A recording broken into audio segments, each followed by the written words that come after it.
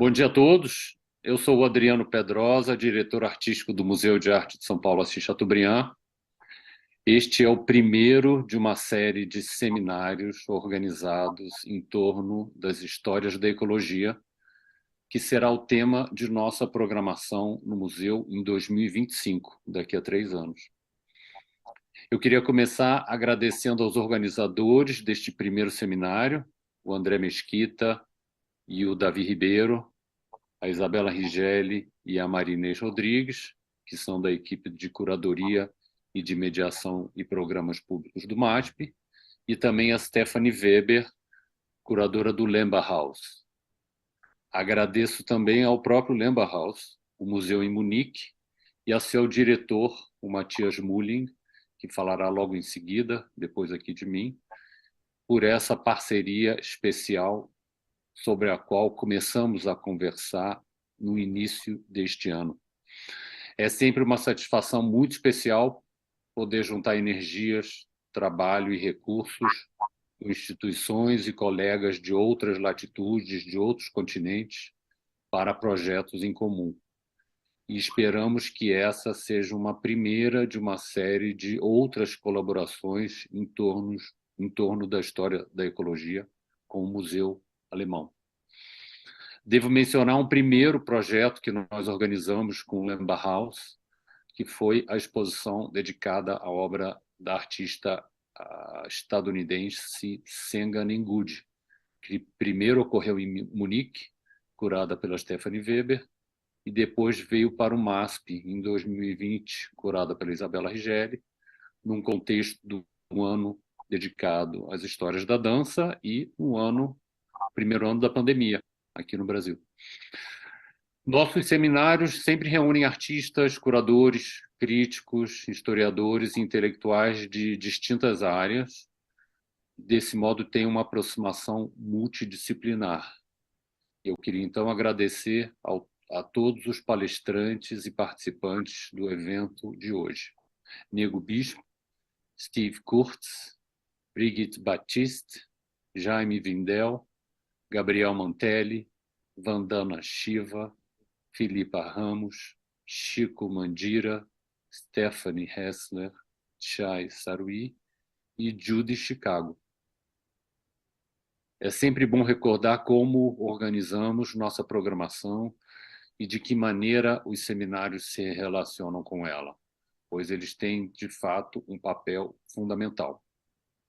Nós organizamos toda a nossa programação e quem conhece o museu e segue a programação do museu já está familiarizado, mas a gente sempre tem novos colegas aqui que a gente gosta de falar um pouco sobre esse enquadramento bem particular do MASP, né? Nós sempre organizamos a nossa programação anual de exposições, oficinas, mostras, livros, palestras, exposição coletiva, exposições individuais, em torno de um tema específico. E tem sido assim desde 2017, com Histórias da Sexualidade, em 2018, com Histórias Afroatlânticas, em 2019, com Histórias Feministas e Histórias das Mulheres, em 2020, com Histórias da Dança, em 2021-22, foi um biênio, né, justamente por causa da pandemia, com Histórias Brasileiras. A gente terminou agora a exposição coletiva, Histórias Brasileiras, há 2 semanas atrás. Em 2023, no ano que vem, será a vez, finalmente, de histórias indígenas. Em 2024, de histórias da diversidade, pensando no enquadramento da diversidade sexual. E em 2025, histórias da ecologia. Como pode ser visto, nossos temas e interesses nessa programação estão mais ligados à história social, à história da cultura, à história da intimidade ou outras histórias, do que propriamente a história da arte. Há um entendimento nosso de que essas outras histórias podem se aproximar mais do cotidiano e do interesse das pessoas. Não se trata, por certo, de abandonar a história da arte, mas sim de compreender que ela é uma entre muitas outras camadas de histórias. A própria noção plural de histórias que nós utilizamos, que em português pode abarcar tanta ficção quanto não ficção, tem um caráter mais especulativo, polifônico, processual, aberto, incompleto, processual e fragmentado do que a noção tradicional e singular de história. Os seminários, então, alimentam toda essa pesquisa e reflexão em torno das diferentes histórias, por isso que eles precisam ser organizados com alguns anos de antecedência. E depois, finalmente, eles resultam numa antologia de textos, que é um livro publicado naquele ano sobre o tema, abarcando algumas contribuições, palestras e falas dos seminários e outros textos também. A ecologia, claro, né? Eu acho que isso vai ser, enfim, muito discutido e desenvolvido e debatido aqui, é um dos temas mais urgentes no Brasil e no mundo, um tema comum a todos nós, né? Ainda que não preocupe a todos de igual maneira, mas certamente é um tema cada vez mais urgente. Não podíamos deixar de endereçar nessa nossa série de histórias as histórias da ecologia. E nesse caso, falando de história da arte, há uma conexão interessante com o tema clássico da história da arte, que é a própria paisagem, né? A representação da natureza. E nesse sentido, eu queria, por fim, chamar a atenção para o convite que Hilda Guzmán, essa artista da República Dominicana, nos faz em sua pintura do acervo do MASP, que ilustra nosso anúncio do seminário. Venha dançar, convidou a natureza gentilmente, é o título da pintura. Uma obra feita especialmente em 2020 para o contexto das histórias da dança, mas que agora aponta um caminho também para as histórias da ecologia.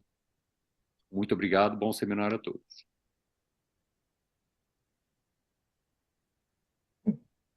Matias, por favor.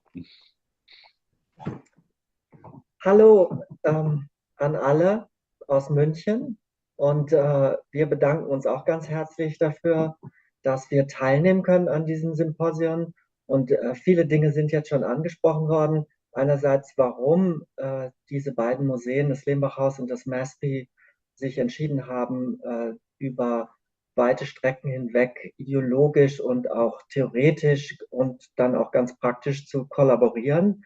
Das ist eben die Ausstellung Senganingudi gewesen, aber auch eine wichtige Leihgabe, die wir vom MASP erhalten hat, von Anita Malfacci für unsere große Ausstellung Gruppendynamik, Kollektive der Moderne. Und für diejenigen vielleicht, die unser Haus, weil es ist ja ein kommunales und auch relativ kleines Kunstmuseum in München ist, nicht kennen.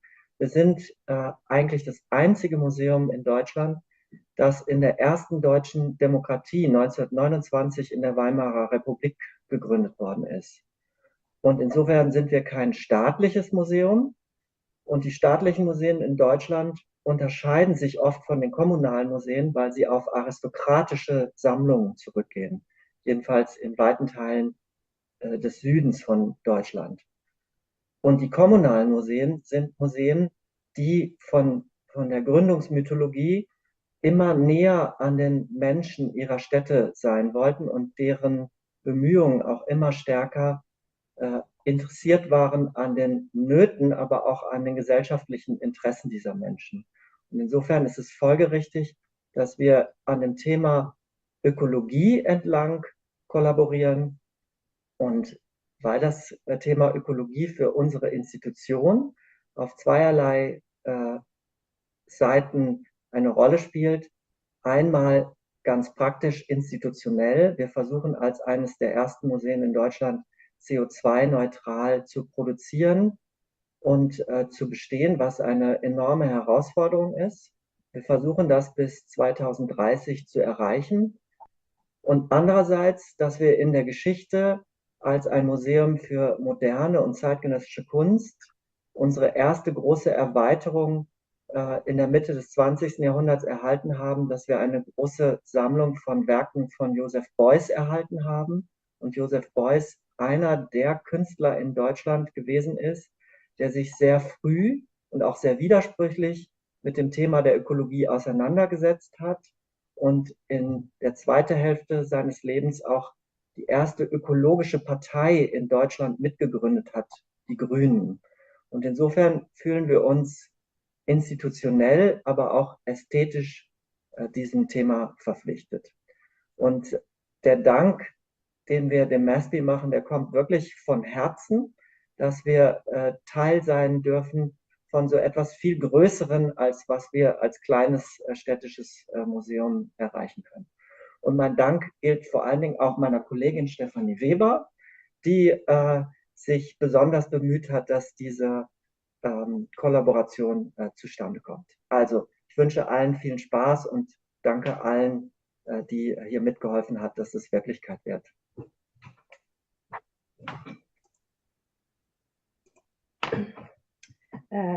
Yes, hello also from me. My name is Stephanie Weber and I'm a curator here at Lenbachhaus. There have been many thanks, just like a big thank you again to all my colleagues at MASP for this cooperation.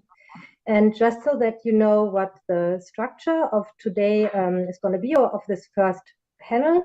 So I'm going to introduce this first panel, and I will introduce each speaker briefly before they talk. And then follows a roughly 20-minute talk. And then after 3 talks have taken place, there will be ample time for questions from the public and for discussion. And you can send the questions to in the chat, and they will be communicated to me as the moderator. So now I have the pleasure to introduce the first speaker. Antonio Bispo dos Santos, known as Nego Bispo, is a writer and a Quilombola leader. He is a farmer formed by master craftsmen, and he is also a resident of the Quilombo Saco do Cotume in São João do Piauí in the state of Piauí in Brazil. He is the author of articles, poems, and the books Quilombos, Modos e Significados from 2007, and Colonização, Quilombos, Modos e Significados from 2015. A political activist of great relevance in the Quilombola social movement and in land rights movements, he is a member of the State Coordination of Quilombola Communities of Piauí and of the National Coordination of the Articulation of Rural Black Quilombola Communities. One red thread throughout Nego Bispo's work is the intrinsic relation of climate change and colonialism. And by this, he doesn't mean historical colonialism, but ongoing colonialism. His talk is titled The Boundaries Between Organic and Synthetic Knowledge, and he is much looking forward to it. Dear Nego Bispo, the stage is yours. Vivas, vivas, porque todas as vidas são necessárias. Uns extraem os animais na mata. Outros extraem a mata dos animais. Uns extraem os frutos nas árvores. Outros extraem as árvores dos frutos. Uns extraem os peixes nos rios. Outros extraem os rios dos peixes. Uns extraem a brisa no vento. Outros extraem o vento da brisa. Uns extraem o calor no fogo, outros extraem o fogo do calor. Uns extraem a vida na terra, outros extraem a terra da vida. Dito isso, eu quero dizer que nasci no Vale do Rio Berlenga, entre a Caatinga, os Cerrados e a pré-Amazônia. Então, nasci numa encruzilhada de biomas, numa encruzilhada de ecossistemas. Então, eu convivi com várias vidas. Várias vidas. E eu fui criado pela minha geração avó para traduzir a linguagem escriturada para as demais linguagens.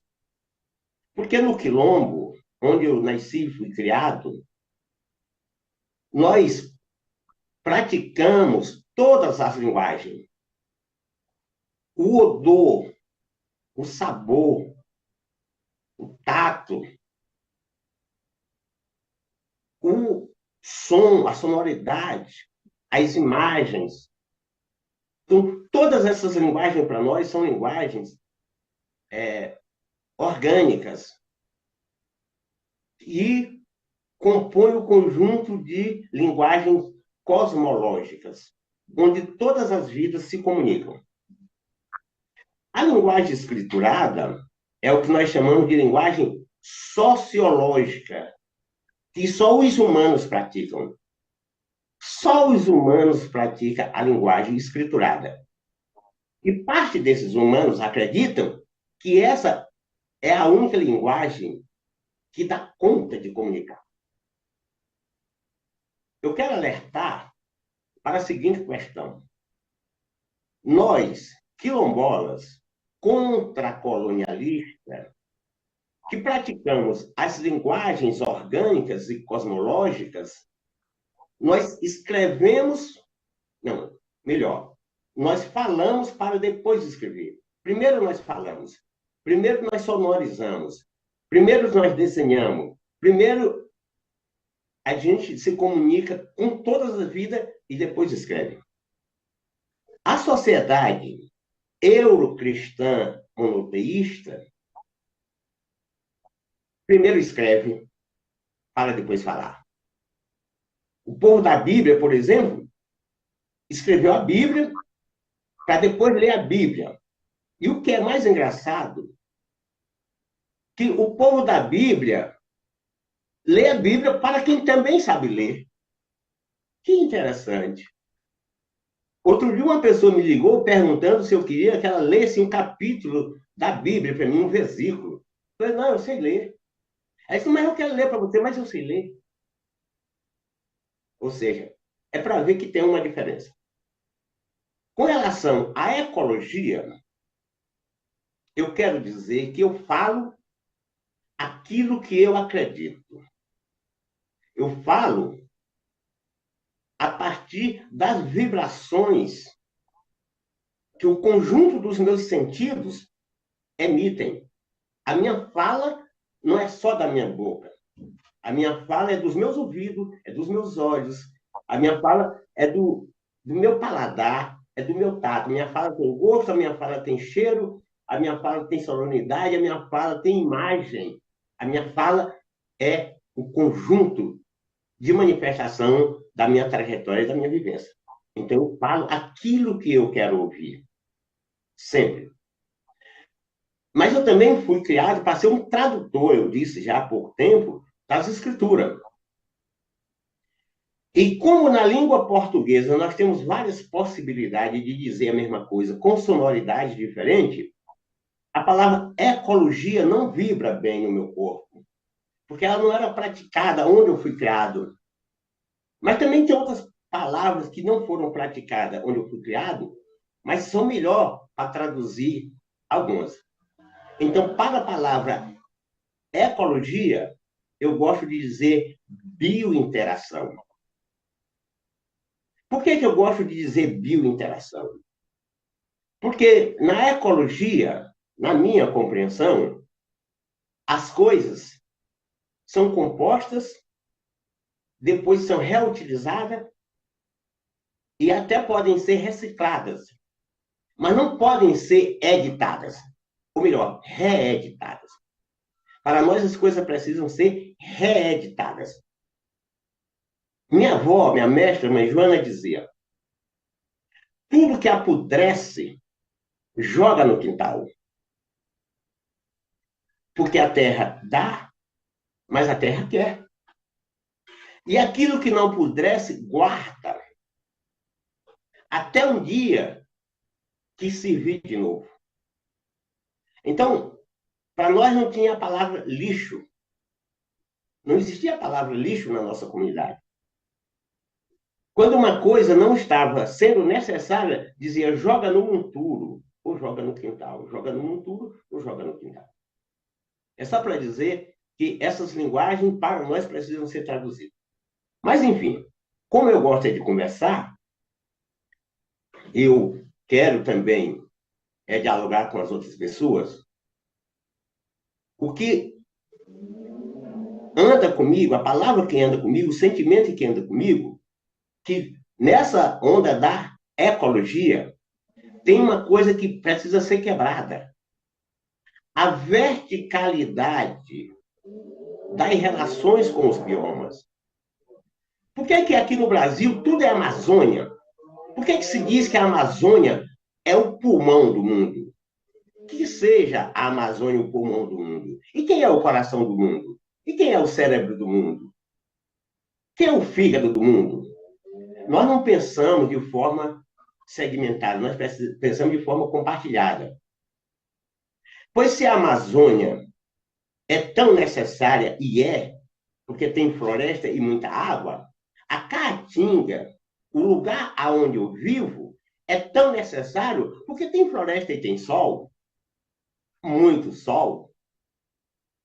Então, imaginem, todas as casas, se não, quando todas as casas da Caatinga tiverem um teto solar, todas as casas da Caatinga vão estar captando energia solar. Não vai precisar fazer barragem na Amazônia. Olha só que maravilha! Não vai precisar fazer barragem na Amazônia, porque os tetos solares da Caatinga vão captar a energia necessária. Olha só como a Caatinga é tão importante quanto a Amazônia. Tão. O que precisa é se conhecer a Caatinga. Precisa saber que se nós estamos na Caatinga, é porque lá tem condições para se viver. A questão é que as pessoas do mundo inteiro conhecem a Amazônia, mas não conhecem a Caatinga. Não conhecem o Cerrado na condição de Cerrado. Então, quando eu estou propondo esse debate sobre as fronteiras entre os saberes orgânicos e os saberes sintéticos, é para dizer que os saberes que são comentados, discutidos, encaminhados pelas universidades têm uma função. Mas é uma função não muito resolutiva do ponto de vista da própria ecologia. Tem muita gente falando de ecologia e não sabe de onde vem o leite, não sabe de onde vem os frutos, não sabe a diversidade de vida que tem na Caatinga. E discute a ecologia pensando só nos humanos. Como assim? E as outras vidas? Eu vivo no Quilombo. Eu sou vizinho da cascavel, de todas as serpentes. Eu sou vizinho das onças. E a gente convive muito bem, a gente compartilha, a gente aprende. Nada mais belo do que a generosidade de uma árvore. A árvore nos apresenta a flor. E todas as vidas compartilham dessa flor.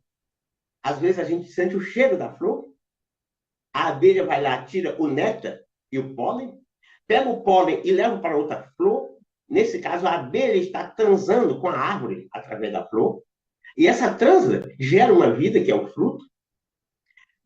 Os pássaros vêm, comem parte do fruto, a outra parte cai, os roedores catam aquela outra parte, todo mundo compartilha com essa árvore. E ela não cobra nada por isso, a não ser que quem compartilhou desse processo distribua as sementes, para que novas árvores surjam, para que a vida se redite. Gratidão. Estou aberto para o diálogo.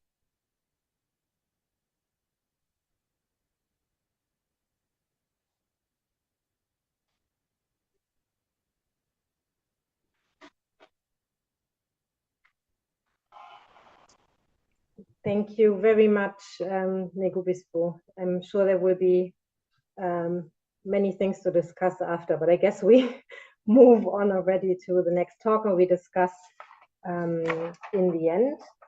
So I now have the pleasure of introducing the second speaker, which is Rachel O'Reilly. Rachel O'Reilly is an artist, writer, curator, and PhD candidate at Goldsmith Center for Research Architecture. Her work engages infrastructure, planetarity, and political non-alignments underlaid liberalism via language, law, and the moving image. She teaches an ongoing seminar titled At the Limits of the Writerly at the Dutch Art Institute. She is also a fellow in ecology at Sandbroek Institute in the Netherlands. Her artwork has been presented in various institutions, including Kunstwerke in Berlin, ICA London, the Van Abbe Museum, Tate Liverpool, Calandia International, and Haus der Kulturen der Welt in Berlin. Curatorial collaborations, because she collaborates quite a bit in her work, very essentially. These curatorial collaborations include moving images of speculation, xembassy.com, planetary records, and feminist takes. The final film from their Gas Imaginary, it's a series between 2013 and 21, is called Infractions. Infractions is an artistic documentary and a dialogue with frontline indigenous cultural workers and their struggles against threats to the Northern Territory of Australia from shale gas fracking, a region that Rachel has worked on much. It is available online under infractionsdocumentary.net, and I highly recommend it. Now we will hear Rachel's talk titled Filmmaking Against the Ecological Image. Thank you.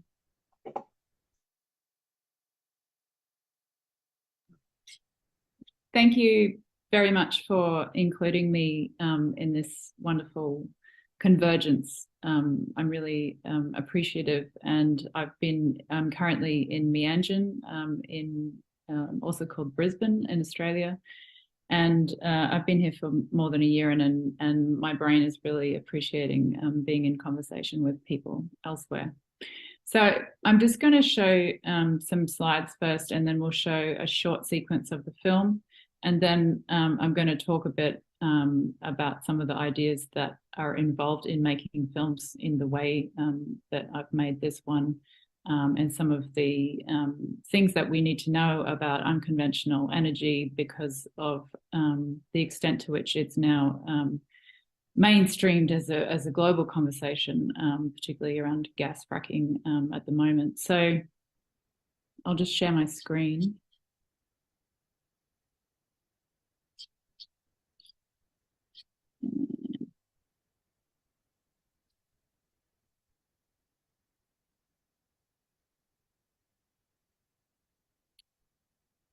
Okay.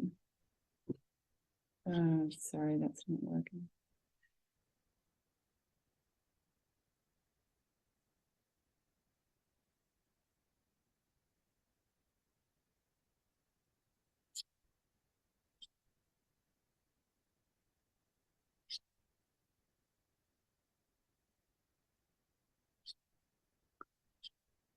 Is that all right?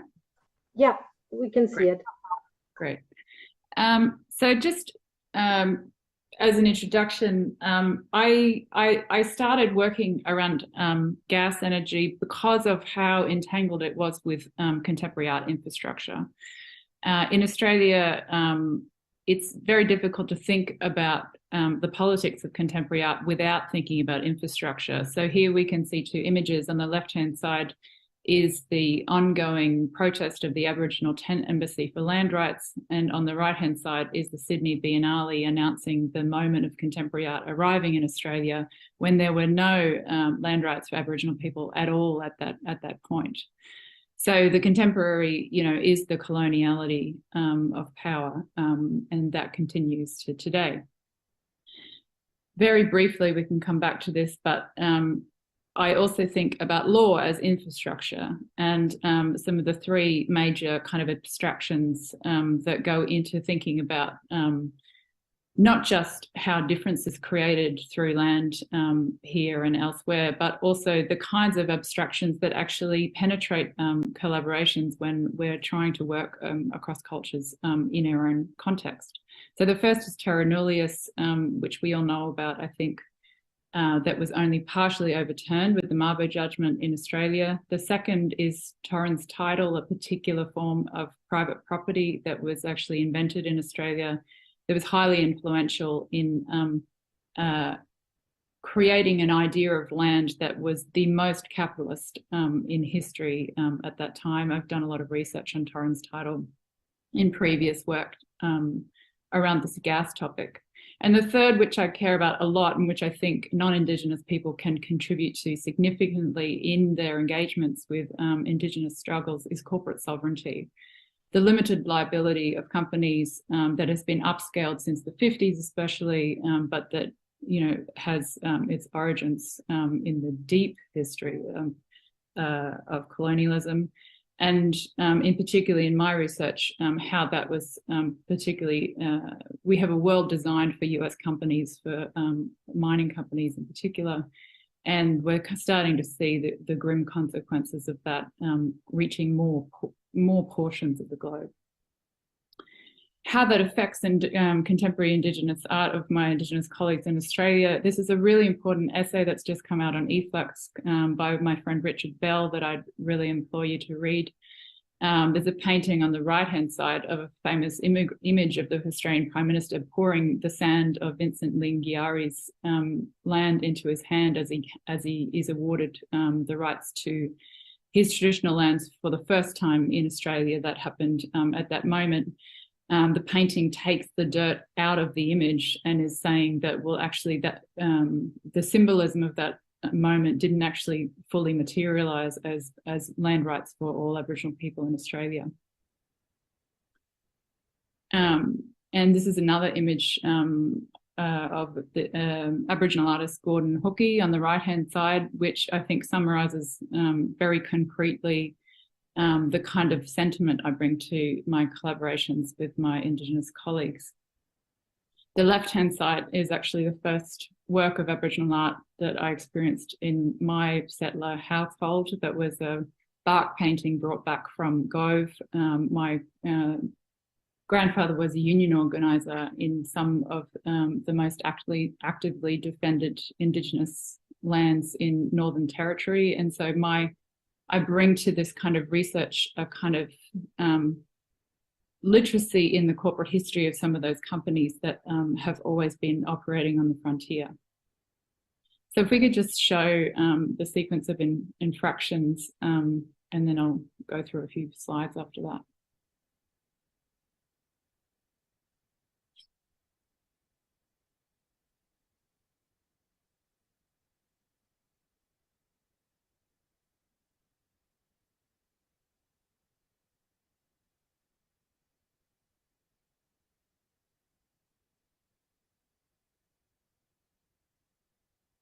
The betterment of our community lifestyle. Hey all, hi, this is me, Q. As you can see, I'm out in the dark, but I'm on the highway. I'm out in the front. As you can see, this is on top of Mount Hermannsburg. They've been mining here for a good couple of months, and the gas has been released last night. Yeah, so I'm just down the road west of Hermannsburg near Albert Nemedura's place, and what you are seeing is the gas that's being released. So when you filmed that flare, where were you standing? I was like right back there. Right. A long way from here. So you kind of you saw the glow and you were like... Yeah, I went to have a look what was going on. Yeah. And you can actually see the flare, the glow and the flaring of the fire, the gas that's been sitting underground for millions of years, and that got extracted and released in 2018, last year. Yeah. And when you put it on social media, what was the reaction of the community? everybody was quite upset that what was happening because of no consultation, because the people that went up there and got told what was actually happening did not come back and tell us what they were doing up there and how long it's for and what is the reason of the gas. So it's all the secrecy of hidden meetings and hidden agendas just need to stop. People need to be honest about it now. People need to be opened up and open-minded and to stand up and tell the truth. This is what's happening, just letting you all know. Because there's like 600, 700 people living in this community. And we've got our younger kids. Now, if something very bad, if something terrible would have happened up there, you know, those people who knew about it, they would have been blamed for the, you know, their signatures and all that stuff.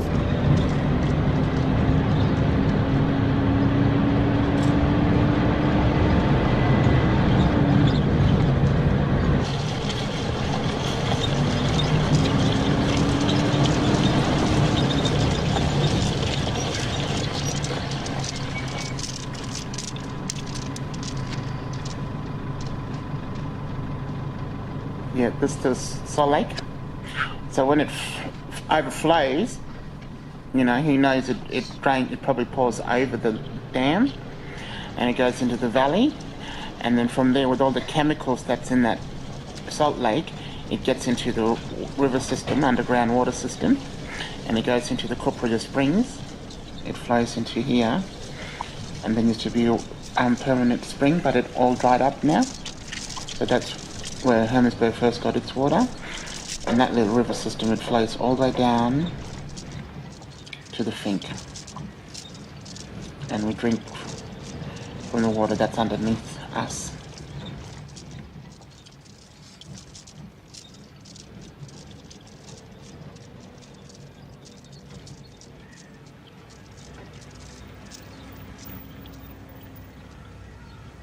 That's fine, actually, to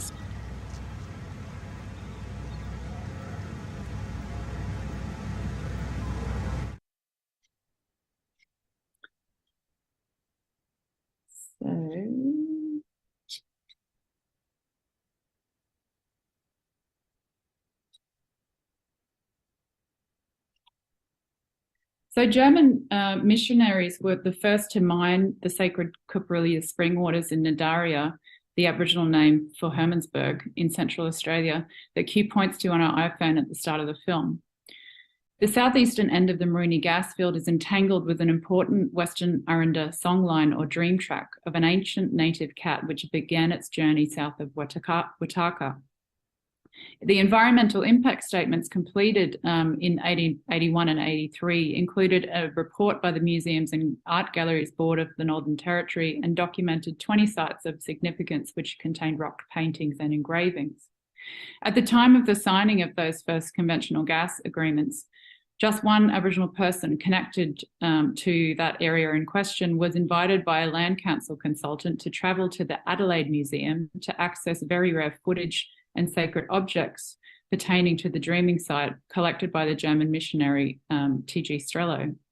Much of that material showed the man's grandfather performing songs and dances associated with the ritual. With this knowledge and the non-communal authority conferred on him by the highly managed curation of his access to the Settler Museum, the man signed the Maruni contracts on behalf of 2 community groups as part of the first Central Land Council royalty agreements, thus creating the first mining agreement conflicts between First Nations people in the area. Well, I professionalised in the late 1990s and 2000s alongside a second generation of institutional Aboriginal arts workers and curators. Those positions are retained not through the goodwill of settler governments or art museums, but through the force and impact of the Aboriginal land rights movement and its insistent engagement with the cultural sector. It's worth pointing out that those famous Strello archives of ceremonial ephemera, which enabled that mining authorisation and which provided crucial evidence for land rights claims from the 70s to the 90s, were not actually handed over fully to First Nations curatorial control until the late 2000s. So this single anecdote of instrumentalisation within approved processes is both within approval processes is both a remarkable and ordinary example of the scale of ecological consequences generated by such procedural dilemmas entangled with the field of culture that go into mining projects and land rights negotiations. I made infractions in 2018, immediately following the lifting of the moratorium on shale gas in the area. In this picture on the bottom, you can see the kind of power dynamics that were involved in the scientific inquiry leading up to the lifting of the moratorium. The man there, Ned Hardgraves, is a really important musician, and he brought his guitar to the inquiry to make it very clear that the knowledge and languages that he was trying to communicate was never going to be transparent to their paradigms of knowledge production. On the top right-hand side, Nancy McGinney stands there and directs her grandson in a mini bobcat drilling a hole in the lawn of the Northern Territory Parliament House. This really amazing protest articulated to the government the limits of, the limited routes of resistance that these people had legally to stop fracking on their country. And amazingly, they actually won the court case where they were accused of vandalising government property on that day. So I was invited to attend a project called Stories from the Front Line, Artists on Climate and Cultural Change at a regional arts centre in this area, which was bringing together some of the most outspoken frontline Indigenous communities with art workers and activists, and was really asking how art space in particular could be better utilised for the benefit of spreading community resistance to the fracking industry. What I wanted to do with the film that I produced in the aftermath of those meetings was to situate and also share across borders this globally significant story of Australia's gas approvals in the colonial dimension, and connect the undocumented story of the East Coast to the struggles of First Nations on recognised territories in the North and Centre. Gladstone, where I grew up, has one of the largest natural harbours in Queensland, is adjacent to the Great Barrier Reef, but its industrial growth has always been considered non-negotiable. The First Nations people who live there, as a population of more than 5,000 people, are rarely treated with the same cultural authority because they're not assumed to have the same authenticity as First Nations in the Northern Territory because of the way that land rights were unevenly delivered. So I wanted the film to spend time on the ground with people where and how they live, and to zoom out only intermittently to grasp the scale of stakes and the market's play of locations within and across ground where the threats of the industry have been felt for 10 years. Frontline people know that what happens in one place, or what has been possible for the industry to achieve in one place, affects how it deals with other places. And numerous activists in the film have travelled as much and further than I have across these territories in assessing gas industry stories and damages. An anthropological imaginary, however, would reduce people to being fixed in specific locations and responsible only to their traditional lands, which is just not how Indigenous epistemologies or kinship systems work, nor how the spatial realpolitik of Indigenous land struggles have played out in history. Here, any non-Indigenous researcher in environment or ecology can hardly avoid the subject of Aboriginal history playing out in mechanisms of struggle against capital, including the way it creates what Catherine Youssef calls white geology, or what Virginia Marshall calls aquanullius, which come out of disciplinary and legal divisions that eliminate First Nations experts from refusing damage on their own country, and even from being considered part of the interdisciplinary conversation about the environment. one of the most visceral moments in the film is Q sharing iPhone footage in front of Mount Hermannsburg, a place depicted by the famous Aboriginal landscape painter Albert Namatjira. Speaking in Berlin, I inadvertently called the film upside down art history, but it's true that art has always taken place in the shadow of industry, and that has been normal for modernist avant-garde traditions everywhere that they have taken place. The Santos Gas Company, incidentally, was very savvy in drawing upon Albert Namatjira's legacy to socially license their operations in Queensland at the beginning of their install. They negotiated a 5-year $1 million sponsorship contract with the Australian Cinematheque and the Gallery of Modern Art, where I professionalised as a supposedly post-colonial curator of film, video and new media. So this is the kind of geography of professionalisation that I'm talking about. The top right is the museum. The left are the gas fields, only 2 hours from the museum. The bottom is an image of police vehicles that are also sponsored by the Santos Gas Company, which I think is unprecedented in that kind of advertising deal, not just in Australia, but even in the US. There is nothing of that scale of corporate sponsorship that I've seen before. And there's a quote there from Le Monde Diplomatique, which was one of the rare places where I saw Australian gas deals being talked about comprehensively at that time. And it says, the people of Gladstone, which is where I grew up, need to be protected from the noxious effect of too much information about themselves. What that looks like spatially, we can see.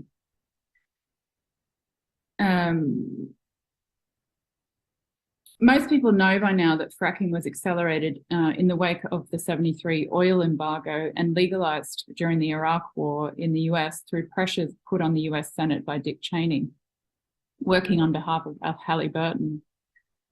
They may have heard about the US Energy Act that enabled fracking fluids to avoid regulation by major US Environment Acts for clean air and water.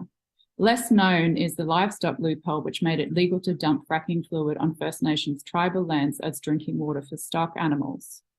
In Australia, it was BG Group, formerly British Gas, privatised by Thatcher in the 80s, that worked in tandem with Obama's US Export Bank to pressure Australia into agreements with the Chinese energy market through meetings in 2008 that its own participants thought to be theoretically unconstitutional. Before the first well was fracked west of Brisbane, some of the state's richest and whitest farming lands, on some of those richest farming lands, fish, turtles and dugongs all started turning up dead and with diseases in the Gladstone Harbour from the gas industry's unprecedented dredging near the Great Barrier Reef. And that was this image here on the bottom. That's a dredging operation trying to deepen the harbour for bigger gas ships. In 2013, it was revealed by a senior whistleblower that when the industry was approved, the gas company had been able to withhold an entire chapter from the environmental impact statement on groundwater impacts and only include perfunctory reporting on climate impacts. Information on well function, where any of the 60,000 wells would actually be placed in the landscape, and any information on how it would dispose of its toxic waste was all missing from the development proposal. The whistleblower grokked the drama of dematerialisation in the approvals process precisely in its tendency to reduce key information to an anti-empirical concept. It was quite frightening, she said, that they would consider approving such a project without the basic information that a normal mining project would have been asked to submit, given this was 600 times the size of a standard coal mine. Mining companies in Queensland have unlimited rights to extract water for free from the largest underground water basin in the driest country on earth, where hundreds of towns depend solely on groundwater. That underground water basin took between 1 million and 2 million years to actually form itself. And we can see how I was speaking before about the discrepancy of recognition of Indigenous land title between the Northern Territory and other states. So on the left-hand side, you can see here images of fracking, anti-fracking protests where Indigenous leadership is totally foregrounded, and Indigenous and settler collaboration, including between activists and pastoralists, is taken for granted, partly because of the legal reparations that have happened there. On the eastern states where I come from, we had these films similar to the Gasland film of a heroic white farmer saving his family from invasion by the industry, and almost without exception, the ongoing Indigenous presence in those territories was never mentioned in those early films about the fracking industry. And in that area of Western Queensland where those white farmers are, this is a really important piece of art history that documents the Battle of One Tree Hill. It's of particular interest to decolonial military historians because it very literally documents a significant moment of pan-Aboriginal organising against the onset of the pastoral industry in this area. And it was unprecedented at that time that multiple tribes joined together in a series of attacks on pastoralists that made them retreat multiple times off the land that they were trying to colonize, and successfully impeded the establishment of cattle there for decades. It's only recently been revisited by military historians because it was not counted as warfare, because the interest in annihilating the enemy wasn't there on the side of the Indigenous constituents, if that makes sense. I can talk about that later.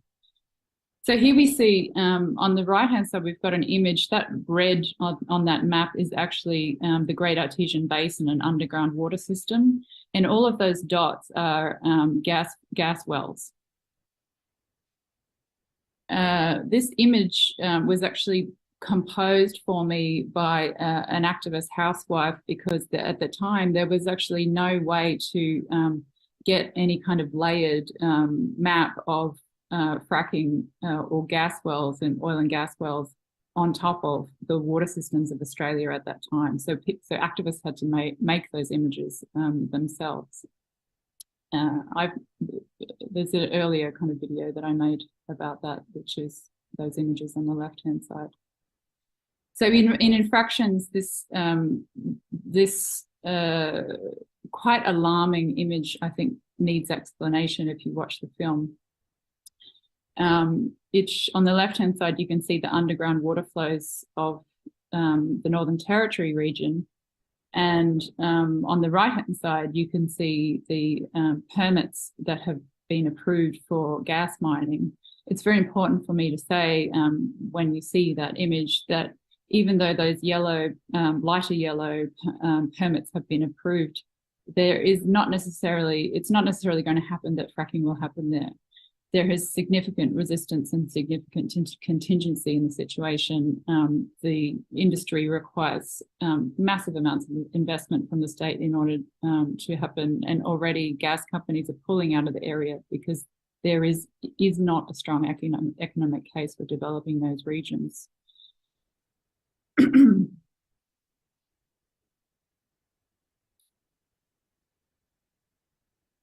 So in terms of fossil capital power, these are the kind of abstractions showing up what Denise Vieira da Silva calls the West's juris generation of the globe, its juridical generation of the globe. LNG is such an issue because once fugitive emissions are counted in its footprint, it's actually worse than coal. When unconventional reserves are combined with everything else that is available to extract, we have the opposite of a peak oil problem. It's estimated that companies have more than 5 times more coal, oil and gas in as yet untouched reserves than scientists estimate can be burnt while having even a slim chance of remaining under a 2-degree warming target. Aside from such carbon accounting in the immediate term, this is the first time in human history that we have contaminated and weaponized our own water against fragile soils to make dirty energy. To act means understanding not just the scale of the problem, but the entanglements of the cause. It requires negotiating complicity in the service of the unconditional, since the obstacles we face sit beyond the technical challenge of transforming energy systems. Denise Ferreira da Silva has written recently that as the corporate state reveals the extent of its disinvestment from the reproduction of populations to the benefit of only capitalist relations, the very idea of social justice is at risk. Moreover, the repetition of the investment in social justice as spatial practice can seem performative in art spaces insofar as political and legal protection from death making needs to be performed and rehearsed as an investment in public for it to be shareable as an investment at all. And in this sense, globally prone investigative scholarship, like the work that I do, it comes late to learn from and work with Southern theory and Indigenous thinking. And all of that puts additional pressure on Indigenous peoples. Research must work socially beyond a kind of display side economy of truth to materials here in a significantly divided cultural economy that receives, where First Nations people receive very limited benefit, especially in the defense of land, from scholarly work. This is because land has the dimension of a labour, maintenance and non-surplus question that can only be answered in relation, and this fact rarely attracts labour from liberal spectators or liberal justice imaginations. So in summary, Infractions is less a film about bad sponsors or even two laws as it is about incommensurable powers, authors and agencies that either commit to strained interconnected life worlds or simply double down on destruction. Aimed at the normalization, the film aimed at the normalization of a divestment imaginary in and through art space, taken as part of an expanded cultural field of responsibility, sees songlines, resistant histories, and politics of experience frame for a non-Indigenous and Indigenous audience how settler colonial recognition concepts inherited from the Enlightenment and global laws of irresponsibility incorporated smother the integrity of First Nations in ways that threaten all cultural futures.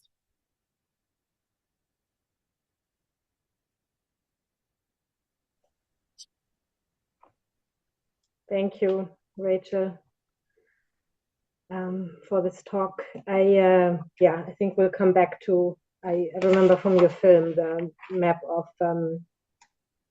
pending and approved project, which is really kind of a horror show, but we'll talk more about the resistance to it too, I hope.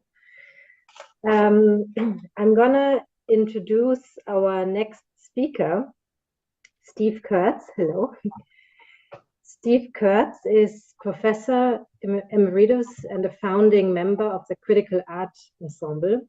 The Critical Art Ensemble is an award-winning collective of artists of various specializations, including digital imaging, web design, wetware, film/video, photography, text art, book art, installation, and performance. And it is dedicated to exploring the intersections between art, technology, political activism, and critical theory. For more than 3 decades, the Critical Art Ensemble has produced and exhibited art around the world that examines questions surrounding information and communication technology, biotechnologies, and ecological and environmental struggle. Steve Kurtz is today going to talk about, and this is the title of his talk, Aesthetics, Necropolitics, and Environmental Struggle. And we look forward to hearing your talk, Steve. There you go. Well, thank you. All right, hello, everybody. So nice to be here. Thank you for the invitation. All right, in our topic today of necropolitics, I want everyone to know that I'm not using it in its more specialized sense. That is, as a means to describe the relationship between colonial domination and those colonized. I'm using it much more in an everyday sense, in the very organization of death that goes on a daily basis among all people, all nations. And I want to talk about it in terms of its relationship to the environment. And let me begin with our ideas of utopia. It's a very strange place to begin, particularly in this area, because for the most part, left activism has rejected this idea.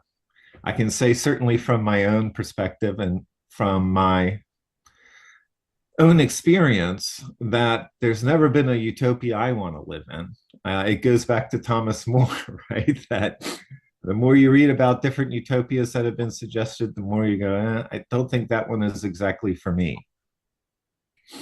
And for the most part, the left has rejected it. The right has maintained it. And they've maintained it in terms of a biblical narrative that we have fallen. And if we can just get back to where we fell from, things will be good again. And this is one of the utopian ideas that are still being produced throughout the various populist movements of the world, which I'll get back to. But there's one place the left has not given it up.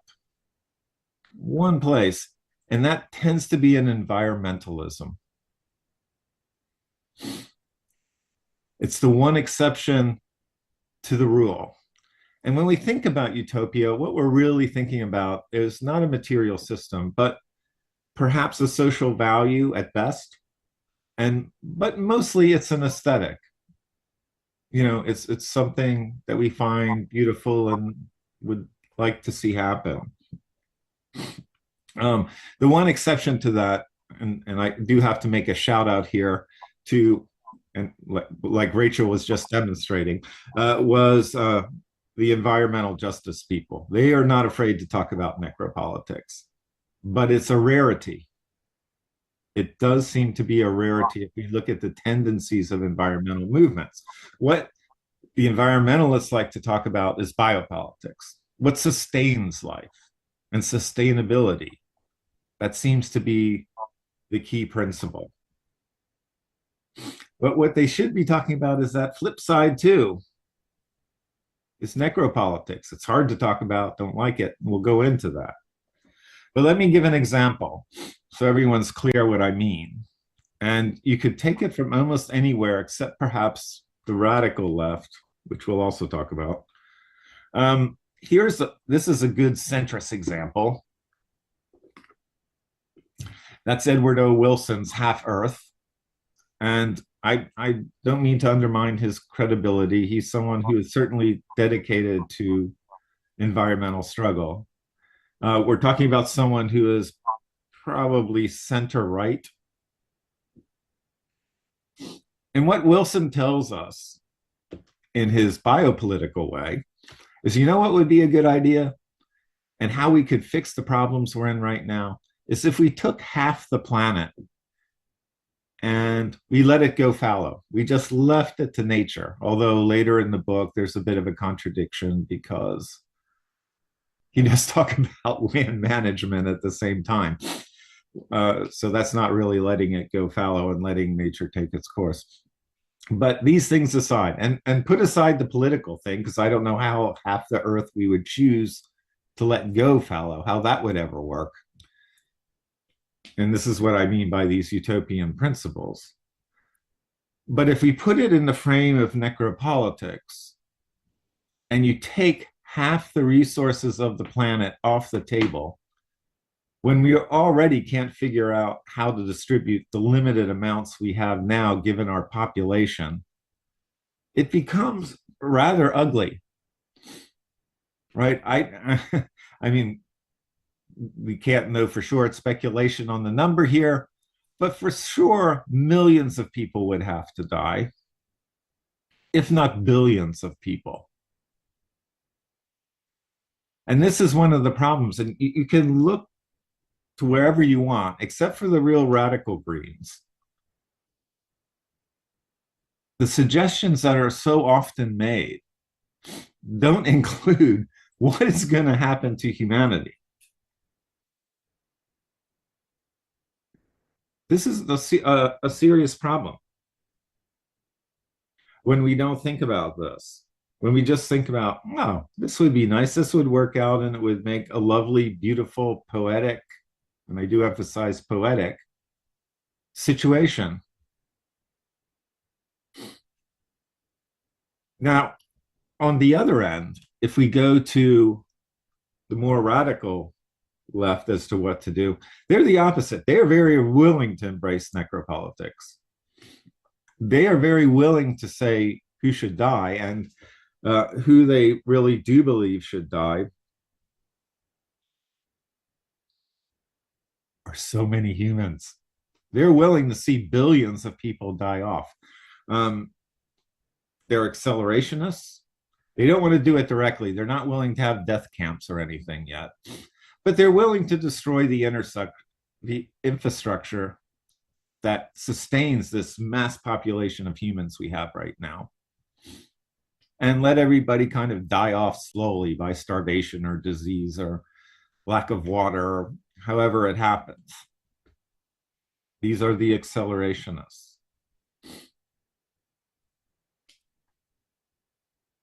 I'm going to suggest that probably neither of those are really the best of ideas in terms of how to handle this situation. Unfortunately, while we like to talk about the poetics of biopolitics, we have lots of problems in regard to necropolitics. We have problems structurally, which we'll look at, but we also have problems just behaviorally, right? Behavioral economics and behavioral psychology has pointed out a lot of things in regard to this issue. The tendencies can become more or less intense depending on the culture we're in, but the tendency tends to always be there. And one is we don't like to acknowledge our immortality. And two, we tend not to like to talk about death very much. So that's two problems that keeps us away from this essential thing that is happening.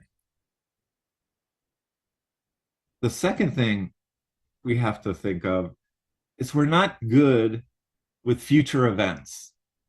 And from an evolutionary biological perspective, that's very easy to understand. We're present oriented. That's where our immediate problems are, and that is what we always defer to solve first. So that makes a future problem, something that's coming, something that's out there, something you may not feel right away, that makes a problem that's very difficult for humans to solve. We just don't do very well with it. And on top of that, we're very bad with abstraction. Right, so thinking of something like systemic climatic change is very difficult to think about. We kind of can get it and can, like I said, pass it around as an abstraction, but hyperobjects are not what we are best at thinking on. It's too much. It's like, you know, when you hear, oh, the budget, we're going to be $1 trillion in debt. What does that mean to somebody? It sounds bad, and you go, okay, that's probably not a good idea. $1 trillion's a lot of money. But does it have any real direct, experiential, grounded, tethered to materiality meaning? And I would say probably for the vast majority of people, no, it does not. And this is one of the things that hurts us when we try to figure out the necropolitical dimension of environmental life. So where does it go then? Because these decisions about death are being made. What happens to them? And this is kind of, I guess, the big point here is they get deferred. This is one of the grand deferrals of humanity. And who are they deferred to? Some are obvious, like military technocrats. We know they decide who's going to die every day and how they're going to die. And they're doing so right now.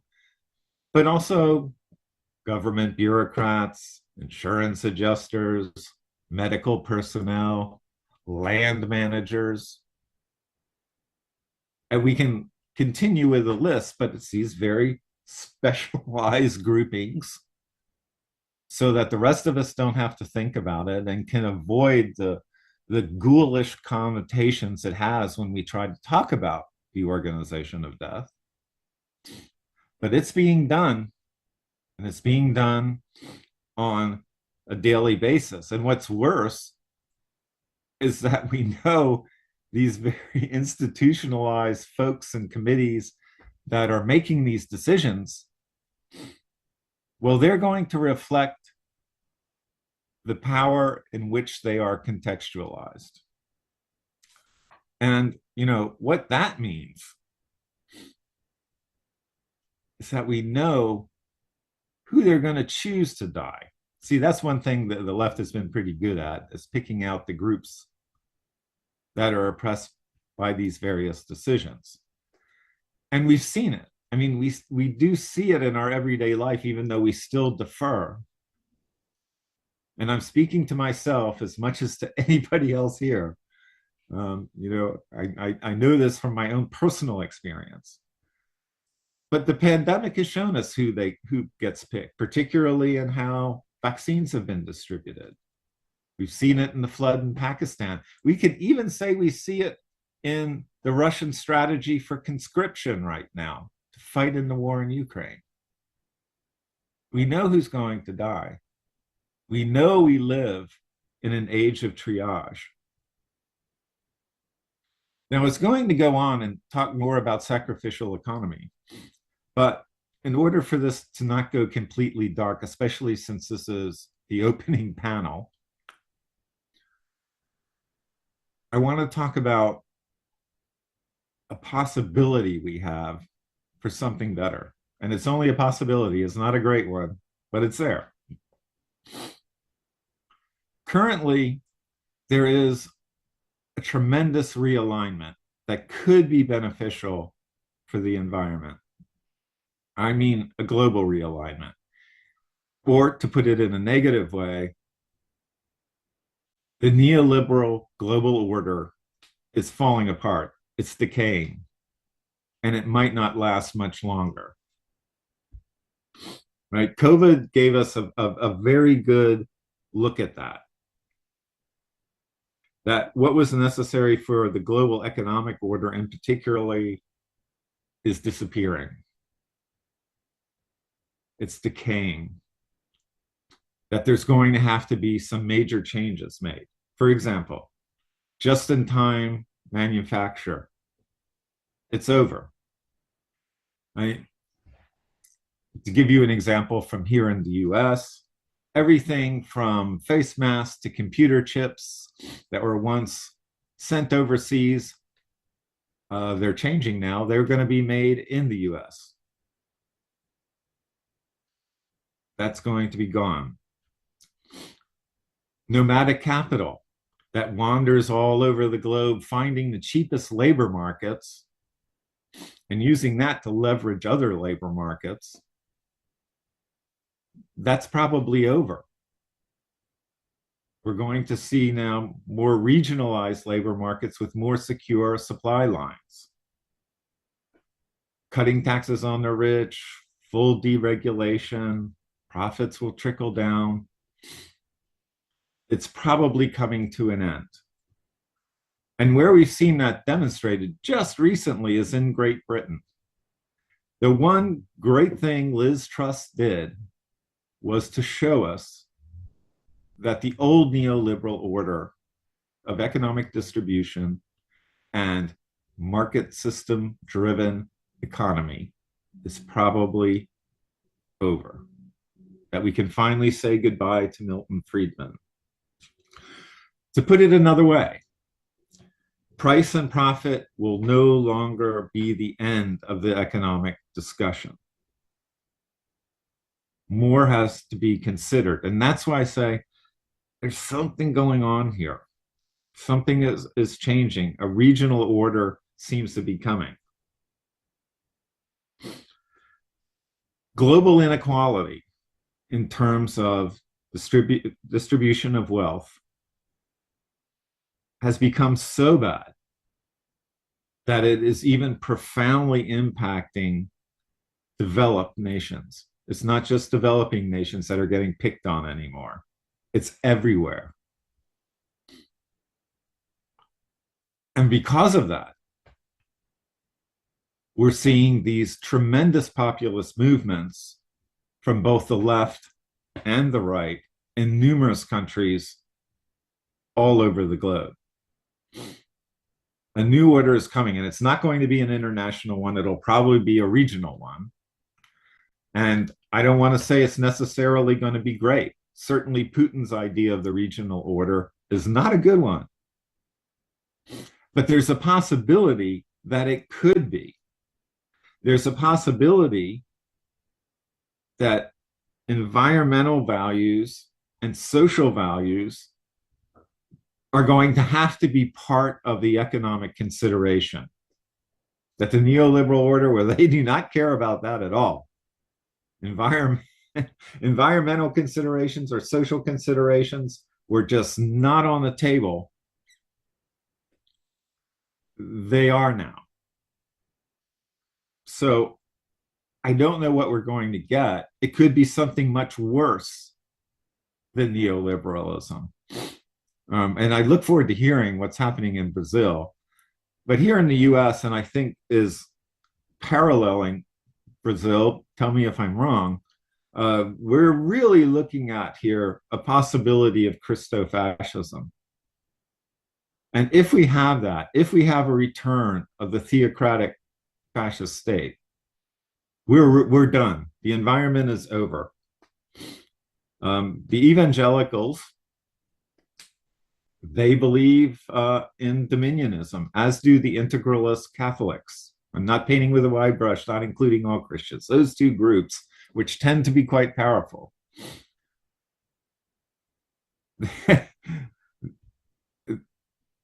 They are dominionists, both of them. That's the link that forges their alliance. And as dominionists, they believe that to exploit the globe, to exploit nature, is their God-given right. They also believe, the evangelicals, not the integralists, that end days are here, so it really doesn't matter what you do to the earth. If that populism wins, that populist right, well, humanity's days are probably numbered. They are right. The end times will come in the self-fulfilling prophecy. However, it could go a different way. The kind of most likely one, I think, is a kind of green capitalism in which wages are rethought, in which what we do to our environment is rethought, and that included in the price of something will be, how do we repair the environment? So this is the new place where we could be. I see my time is running out. But let me say a couple of quick things that I think we need to think about.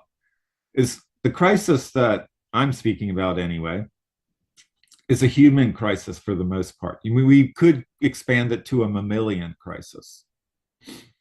We have to always remember that the world is going to be fine no matter what humans do. The grand diversity of Earth will be here. Just bacteria alone, it's estimated, has over 1 billion species. That's compared to what, the 5,000 species of mammals. If they're gone, we'll still have bacteria, we'll probably still have molds, viruses, algae, insects. Earth's diversity will continue. And Earth will be fine as a living planet. The crisis we have is a human crisis. And this is why necropolitics is so important and why we have to consider it. The second, just quick note I'd like to make is looking to the past is not going to happen. It's not going to help us. I know lots of people think we can look back there, and if we just adopt the philosophy of simpler times, this can be corrected. Well, it can't. Not unless you're willing to kill billions of people like my friend Edward Wilson. Right? There's nothing in philosophies of the past that tells us how to deal with urbanism, where the vast majority of humans live. There's nothing in the philosophy of the past that will tell us what to do about the population explosion. These are new. So to kind of end up now and quote the philosopher and cultural critic Brian Holmes, we're hurtling along on this vehicle. It's going to crash. We're going to run out of fuel. And the unfortunate thing is this vehicle has no steering system. We have to build it while we're flying it. Answers are in the future. We've got to build this thing and then learn how to fly. It's a very tough job. And necropolitics makes it even harder. So that's my time. Thank you for listening. And let's open it up to group discussion. Yes, thank you very much for the talk. And so now we have listened to our three speakers. And so I invite the public who is listening on the YouTube channel to please send your questions in the chat. And while you're typing away, I'm going to start with a first question that I wanted to direct at Nego Bispo. Thank you very much again for your thoughts. And you talked about the term of bio-interaction, which I liked a lot because it implies everything is connected. And you also said, well, everybody in Brazil only talks about the Amazon, but not about all these interconnected problems. And it's a problem of putting things in compartments. And I would like to relate this to something else you said in an interview that I read, which is a critique of the national understanding of the ecology. Oh, the Germans do this and they save energy allegedly. The Swedish do this, the Brazilians do that, which of course makes no sense when we talk about the global ecology. And you talked in your interview about a drive you took through Brazil in 1995, and it was landscapes. And now it's all soybean farms. And you said in this interview, all these soybeans, they go to Europe or to China. How can the Europeans want to discuss climate when they buy soybeans that devastate our Cerrado scrubland? And I just wanted you maybe to talk a bit more about this problem of how we even talk about ecology and not about biointeraction. Ótimo. A sociedade eurocristã monoteísta, eu estou dizendo monoteísta porque tem cristãos politeístas. Na Umbanda, por exemplo, aqui, o povo se diz cristão, mas eles se relacionam com diversas divindades, então eles também podem ser cristãos, mas os monoteístas não. E é dos monoteístas a palavra desenvolvimento. O que é desenvolver? É desconectar, é tirar de. Essa palavra é muito ruim. Nós aprendemos que a nossa trajetória precisa ser alimentada. E nós não temos passado, nós temos trajetória. E nós podemos sim aprender com a nossa trajetória. Não como o passado. Porque o passado é uma coisa que deixou de existir. A trajetória continua. Bom, eu estou dizendo isso para dizer o seguinte. Em 1970, a minha mãe foi à feira e trouxe um pão de trigo para minha avó, mãe Joana. Mãe Joana pegou aquele negócio, amassou, amassou, amassou, aí disse assim, como isso aqui é um pão? Jogou fora. Minha avó se recusou a comer trigo. Por quê? Ela vivia na caatinga não dá trigo. Por que comer trigo se na caatinga não dá trigo? Na caatinga dá mandioca, dá milho, na caatinga dá feijão. Então, a gente deve comer no local o que produz no local. Aí você já evita os caminhões, você evita os navios, você evita os trens, você evita a emissão. Você evita a energia sintética e usa a energia orgânica. Então, é para dizer que a Europa deveria comer o que produz na Europa. A China deveria comer o que produz na China. E nós deveríamos comer o que produz aqui. Ora, nos cerrados, tem a fava de bolota, que é uma leguminosa nativa do cerrado. E ela é mais nutritiva do que a soja para os animais. Então, não precisava plantar soja para fazer ração, porque a fava de bolota já está lá. Só que a sociedade eurocristã colonialista, que foi desconectado, está lá no Jardim do Éden, está lá. Deus disse, porque tu me desobedeceu, haverás de comer com fadiga do suor do teu rosto. Tu não pode comer as frutas do jardim. Ou seja, o pensamento colonialista é esse. Um fruto nativo de qualquer ambiente tem que ser substituído por um fruto agricultado. Então, a biointeração, ela nos diz isso, que a arquitetura tem que ser local. Se eu moro entre as palmeiras, eu vou fazer a minha casa de palha, ou de argila, ou de taipa. Mas eu vou fazer as colunas de madeira, de âmago, não precisava ter ferro, não precisava ter cimento. Então, quando eu digo que a biointeração é essa relação conectada, eu estou dizendo, por exemplo, que ao invés de tratar eucalipto com produtos químicos, que pode até matar, por que não cultivar a aroeira, que é uma madeira que petrifica? Então, a biointeração é uma relação compartilhada com a natureza. É onde uma vida contribui com a outra vida. Só para concluir, na pandemia, muitos disseram que nos quilombos e nas aldeias é onde ia morrer mais pessoas. Não foi. Eu conheço quilombos que não morreu ninguém, que não teve nenhum caso comprovado. No quilombo onde eu vivo mesmo, não morreu ninguém, ninguém foi nem internado. Até teve caso comprovado. Mas por que eu digo que a Covid não nos matou tanto? Porque aconteceu a biointeração. Olha só. Antes da Covid, eu disse que a humanidade é a doença do mundo. Só os humanos bebem leite de outras mães. Entre os mamíferos. Os outros mamíferos só bebem leite da sua própria mãe. Só os humanos bebem leite da outra mãe. Só os humanos compram cantiga. Porque os outros viventes cantam para si mesmos. E agora falando da arte.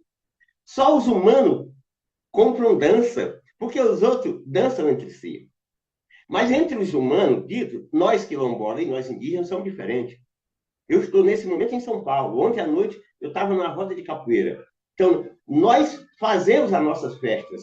Os eurocristãos colonialistas compram festa porque não sabem fazer festa. Que doideira! Bom, aí voltando a dizer. Então, na biointeração, o vírus chega na comunidade. Mas só os humanos morrem de Covid.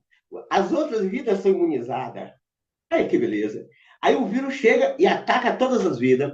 Mas os organismos imunizados enfraquecem o vírus. E eles compartilham a sua imunidade com os quilombolas e com os indígenas. Na cidade, não. Na cidade só tem concreto e humanos. Só tem sintético e humano. Aí o vírus não consegue atacar o sintético, ataca o humano. Você pode dizer que isso é poesia? Não, eu estou fazendo uma leitura da realidade. Nós não morremos. nós não tivemos tanta gente morta conforme dizia, porque a gente vive em harmonia com as demais vidas. Não sei se falei demais, também nem sei se respondi, mas como eu disse no começo, falei o que eu queria falar, falei o que eu acredito.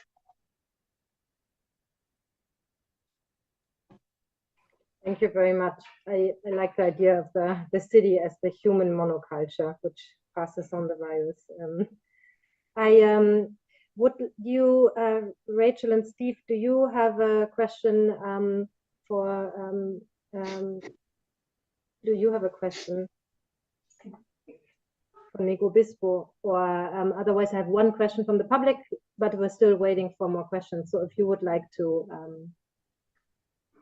ask, please go ahead. Well, wait, Rachel, your microphone is still off. Oh, sorry. I defer to Rachel for first question. Sure. Yeah, I really appreciated how you were speaking about growing up at the cross section of microbiomes and having sensitivity to the way people from outside even imagine Brazil to consist of one exemplary ecology rather than all of the ecologies that are there. What struck me a lot when I was filming the film that I made is that I was going to places that where some of the most outspoken people had very sharp analyses of the situation they were in from having to deal with previous extractive projects on their land, and so they were already very savvy to how all these things work. And were refusing any engagement with the new version of what was coming because they knew it would be absolutely terrible.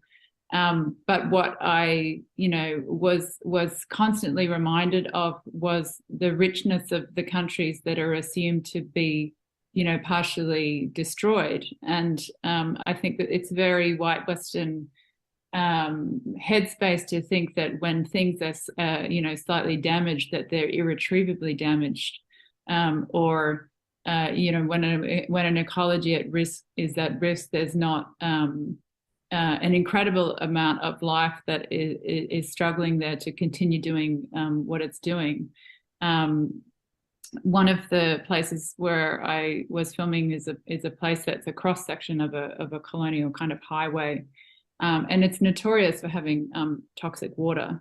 But the land still is still managing to thrive to a certain extent, even through these kind of toxicities, because of also the thoroughfare that it is for all of these kind of migratory birds and all of these kinds of things. So, yeah, I just really appreciated that, and I was wondering if you could say a bit more. Say a bit more about how those things work, how you educate people, I guess, against that kind of mentality.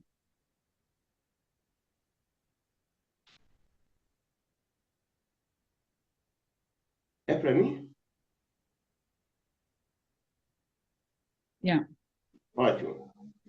Então, quando eu falo em colonialismo, eu não estou falando em relação só entre os humanos. Eu estou falando de todas as relações. Olha só, na Caatinga, onde eu moro, onde eu vivo, tem uma planta chamada jureminha, uma leguminosa, jureminha, nativa. Ela convive muito bem com o bioma Caatinga. E ela é muito rica em nutrientes para os animais. Ela tem 27,75% de proteína bruta. E ela é nativa. Só que a sociedade colonialista das ciências agrárias, da academia e dos centros de pesquisa, introduziram, ou tentam introduzir na Caatinga, uma outra planta que veio do México, a gligicídia, ou uma outra planta chamada leucena. Ambas têm menos proteína do que a jureminha. Só que ambas já foram mercantilizadas, e a jureminha não. Então, quando eu chego numa agência bancária, numa agência de financiamento, para pegar um crédito para plantar uma leguminosa para alimentar as minhas cabras, porque eu sou criador de cabra, o banco me empresta para financiar o plantio da leucena, me empresta para financiar o plantio da glicídia, mas não me empresta para financiar o plantio da juremia? Como assim? Por que não? Isso é colonialismo vegetal? Você tira, sabe, a planta mais rica para botar uma planta mais pobre. Porque ele não tem conhecimento da juremia, ele não tem o domínio sobre a juremia. Então, quando eles não têm o domínio de um saber, aí eles subjugam aquele saber e implementam um saber muito mais fragilizado, mas porque é o saber que eles dominam. Então, para se falar de ecologia e de biointeração, porque nós não somos monos, nós podemos falar tanto de ecologia como de biointeração. É preciso falar da desmercantilização do saber. O grande problema da humanidade, e não é do mundo, é a mercantilização do saber. E é isso que o colonialismo faz, é mercantilizar o saber. Nos quilombos, nós temos o saber orgânico, o saber nosso, que não é mercadoria. A gente ensina de geração para geração nas mais diversas formas de linguagem. Nos quilombos, a gente não tem museu, a gente tem memória. Memória viva. A gente tem começo, meio e começo, a gente não tem fim. Porque a gente tem a geração avó e tem a geração neta. Na sociedade eurocristã monoteísta não tem geração avó. Porque a grande referência dessa sociedade é um Deus bíblico, o pai de Jesus. Deus é pai de Jesus, mas Jesus não é pai de ninguém. Logo, Deus não tem neto. Tá? Então, logo, Deus não é avô. Então, é começo, meio e fim. É Pai, Filho e Espírito Santo. No nosso caso, não. É geração avó. Começo, geração mãe. Meio e geração neta, começo de novo. Então, nós não temos passado, nós temos trajetória. Nós temos saber orgânico. Então, é para dizer que essas nossas relações é que eu aprendo com os animais, eu aprendo com o vento, eu aprendo com o conjunto. Então, nós somos natureza. Nós quilombolas, indígenas, pescadores e tal, nós povos da mata. Concluindo, uma coisa linda. O que me disse uma indígena?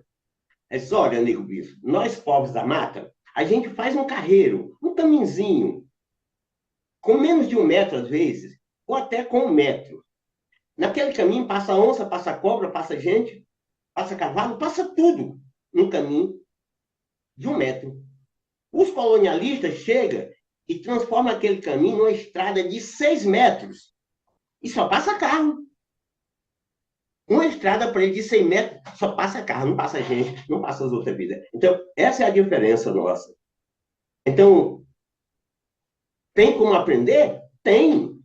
Nós, quilombola, através dos nossos modos de vida, os quilombos existem aqui desde a existência do colonialismo. E por que esses quilombos ainda existem? Porque eles não têm o poder do cargo, eles não têm o poder econômico. Nós temos o poder da sabedoria. Nós temos o poder do saber, do conhecimento. E eu concordo com esse palestrante, que eu tenho dificuldade de falar o nome, mas assim, que ele disse que o apocalipse de fato chegou, sim, chegou dentro da previsão, a partir do ano 2000. A partir do ano 2000, as teorias, inclusive europeias, quebraram. Porque não são europeias, as teorias eurocristãs quebraram. Karl Marx, por exemplo, cadê Karl Marx? Né? Tanto do lado da direita e da esquerda. Aqui no Brasil, hoje, não se fala em teoria, se fala em cosmologia. Cosmologia, cosmogonia. Por que isso? Porque está se falando das experiências dos povos quilombola indígena e dos povos de trajetória. Então, é dizer que, conforme diz a Bíblia, chegou o Apocalipse e só ficarão os escolhidos. E quem são os escolhidos? Nós, que nos autos escolhemos.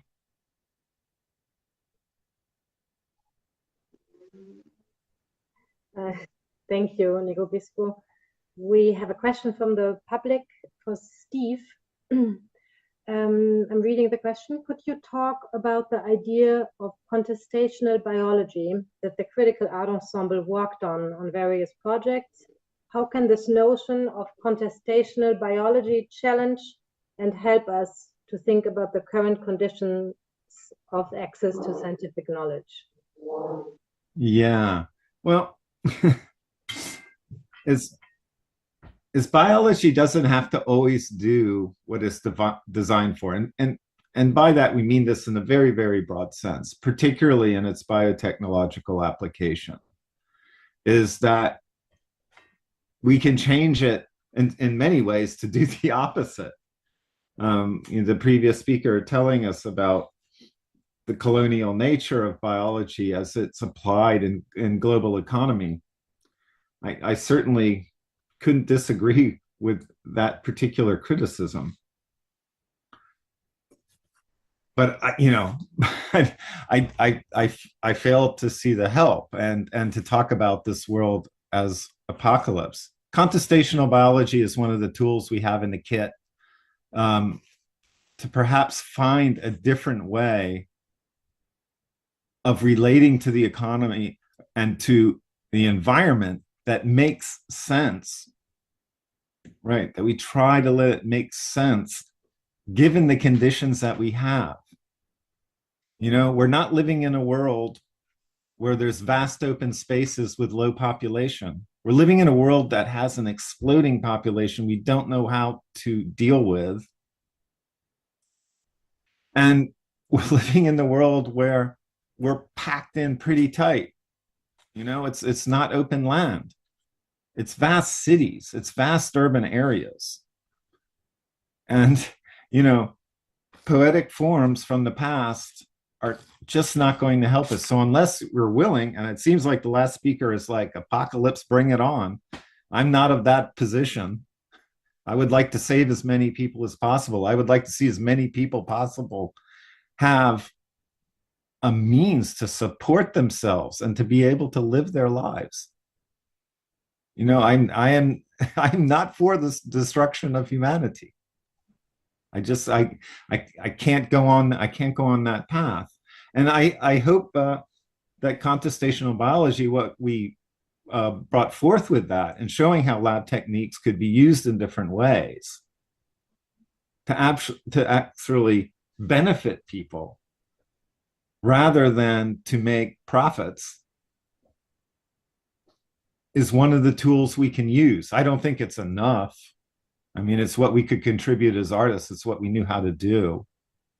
I don't think it's enough to do that. Like I said, we need some very specialized future thinking right now. And we've got to kind of put the poetry away a little bit and to turn to tools like contestational biology that have practical ramifications that will help fix the position we are in now. And that position we're in now is a very bleak one, unless we're into the idea of a tremendous amount of mass death. Another subpoint that needs to be made here, and I kind of made it in my talk, but I will reinforce it, is Earth is going to be fine even if the mammals disappear, right? Bacteria was here long before humans. Bacteria will be here long after humans are gone. Well, I mean, I'm kind of like have a reaction to this because I feel like your conception of like mass extinction of humans, because there are just too many of us, is somehow not taking into consideration the capitalist mode of surplus. Because of course it's not said that there's not enough for everyone. It's just that if the logic of capital persists, there's a surplus actually all the time. So I feel like somehow there's a contradiction in this argument if you just assume we're just too many people. I think that is like kind of a defeatist way of looking at it, and also one that, I feel like doesn't really take the logic of capital really into account. So well, I have to disagree with you, and I don't know if you listened to what I just said. I did. right now, I'm saying the capitalist order is in real trouble. It's coming up. Yeah, but that was the part that was like one of my main theses. Yeah, the capitalist order is falling down in this thesis. But yeah, that's just my question. But so I have another question for Rachel. Actually, which is kind of for you a beginner's question, but I think I might not be the only one who could use some more background on this. So this extremely misleading term of the native title, and if you could maybe just give a short description again of like the Torrance title, how that related to kind of like enabling white property, and why this is called a native title now, and the procedure. I have looked at this website for applying for a native title, and it's kind of, I mean, that speaks for itself, but maybe you could just say a few words about this. Your mic is still off. Your mic, sorry. I'll try to contain myself. Before the modern era, if you go and look at the way that property was designed in feudalism, including in England, it still was a very social concept that was dependent on memory and ritual in order to, and I'm talking, you know, hundreds of years ago, in order for the memory of a property to be, of a property owner to be kind of installed into a local community. That process, I mean, it didn't happen often that aristocrats sold their land for starters, but when it did happen, the state wasn't, the crown owned the land anyway. The aristocrats were kind of, you know, occupying it lawfully. And lawyers were quite heavily involved in the exchange of property, but the whole process was necessary to kind of ritualize in public so that neighbors would remember who the owner was. People would all agree in their communities who were the owners of property. And the kind of similarity of that to a more kind of indigenous way of thinking about territory, there are much more similarities in those, in those two systems. And obviously other peasant systems. So when the British came to Australia and when, you know, colonists came to the South generally, they needed to have stronger instruments for retaining hold of land from a distance, for possibly buying and selling without ever turning up to that place to inspect it. And some of the instruments that they developed were borrowed from slavery. So the way that shipped property was registered in a book in a port in order to have the ownership of that item, you know, monitored as it traveled around the world. That kind of registration system was actually applied to Australian land. And it was the first time that the state secured property rights, which it didn't do in England. And it was also a way to kind of dehistoricize land. So when you get a piece of land in the Torrance system, you just have your name on it. You don't get, you know, a pack of 60-year titles that precede you, because you don't need to bring that to a court case to prove that you're the owner, because it's just you and the state has a copy of your piece of paper. And so it's just this constant kind of erasure of previous owners, so that this, you know, the securing kind of story of that land is only the current title holder. So that's Torrance title in a nutshell. I've got a 17-minute film that explains it. But native title was the neoliberal solution to the demand for pan-Aboriginal land rights in Australia. It doesn't exist anywhere else in the world. It was completely made up. It is without juridical precedent. And it basically made Indigenous people go through the rigmarole of proving their continuity through kinship diagrams and anthropological archives to their rightful kind of territories.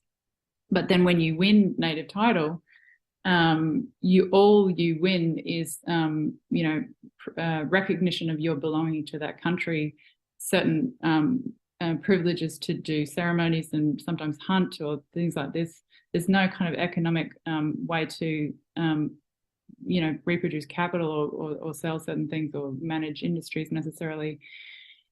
And native title can completely coexist, with farmlands, with factories and things like this. So it's actually a way to kind of give people a kind of cultural recognition for territory without really giving land back. And much of the country, in the middle of the country where they definitely didn't think they wanted to develop, they gave Aboriginal freehold property rights. Across the rest of the country, is mostly native title. Thank you very much. Yeah, I looked at the procedure and it's like it seems impossible almost, but of course people manage to get the native title, but it's like proving your relationship to the land over like almost 200 years or something like that. So it's, thank you for clarifying. I have another question from the public. Thank you to all three for the highly interesting presentations addressing urgent questions. When Steve Kurtz was discussing that there is nothing in philosophy of the past dealing with urbanism and what to do with population explosion, isn't there a lot to learn from nature, plants, animals as well, or indigenous knowledge to have another relation with nature, to think of a more respectful coexistence for a harmonious future? The answer to that is yes. And that's where indigenous peoples have a ton to tell us. If you're going into the wild and you want to be a better citizen of the wild, I know of no better place to look. That those answers, that kind of internaturalism is absolutely helpful and beautiful and something to be really carefully examined. What I'm talking about, where it's not going to help, it's not going to help when you have 8 billion people on the planet.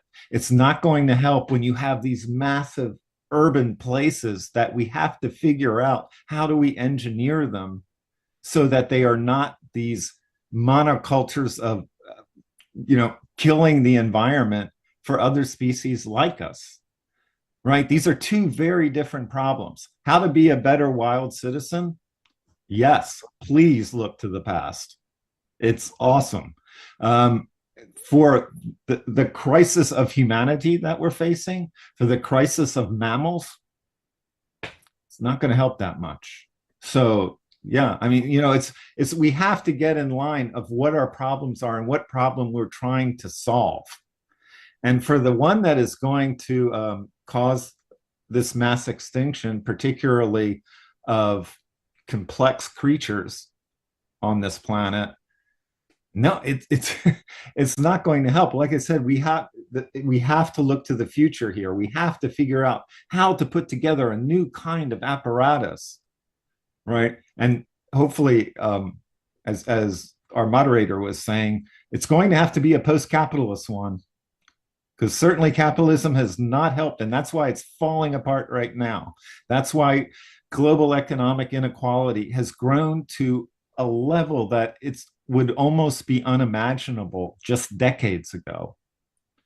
And that's why we have these populist struggles that are arising on both the right and left, as a new order is at this moment trying to be figured out. And if we're lucky, we will get to one that will be a post-capitalist order that will consider environmental and social costs. Thank you. I think we're getting also to the end of our panel. So let's make the capitalist order fall. And if there are no other questions among the speakers, Rachel, go ahead, please. Yeah. I mean, I just wanted to say that the very idea that Indigenous people are our past is a product of Enlightenment anthropology. They're our contemporaries, and many Indigenous groups are at the forefront of innovative alternative energy and technology solutions, for as long as they've been permitted to have access to those things. So it's very easy to kind of split the world in two and say that one is the past and one is the modern. but they have absolutely entangled each other throughout the colonial period. And, even just in the people in my film were at the cutting edge of community and energy and non-capitalist community energy experiments in Australia with solar, with off-grid experiments, etc. And that's not new. That's quite old. So the urban space is fully dependent on the forests. That Europe is fully dependent on the south, and I think it's absolutely impossible to kind of create these splits between peoples.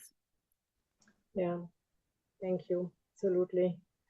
So we're coming to the end of this panel, and thank you very much again to all three of you for the presentations. And please remember, dear public, that there is a next panel, which is starting at 2:30 p.m. Sao Paulo time. So that means it's going to be 6:30 in Munich and many other times around the world. So please tune back in for the next panel. And yeah, thank you very much again. Thank you.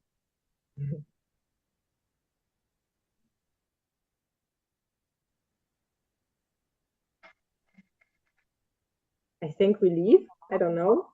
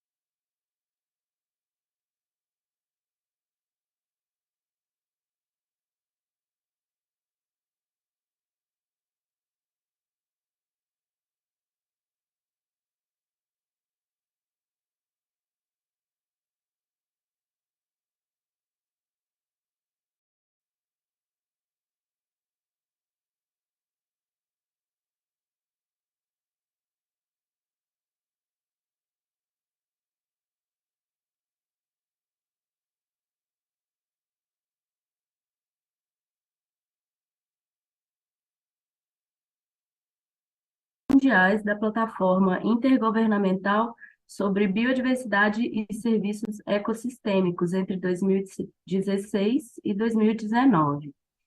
Brigitte, é um prazer receber você aqui. A palavra está com você. Ao final, a gente bate esse papo e conversa um pouquinho. Seja bem-vinda. Daniela, thank you very much. Obrigada para a sua apresentação.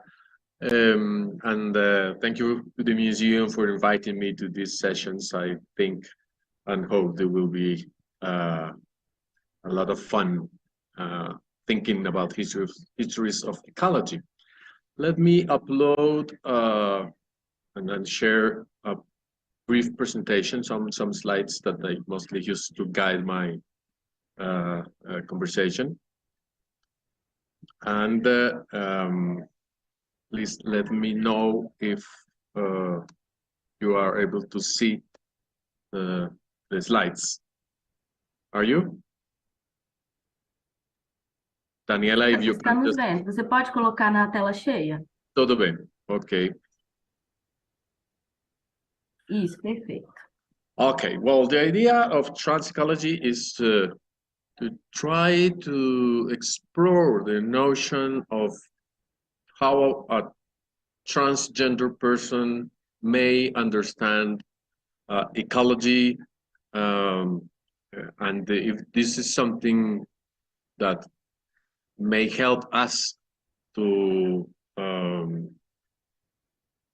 enrich the discussion on what means to live in the world today and what means to be located in the world with a body that is changing in an environment that is also changing all the time.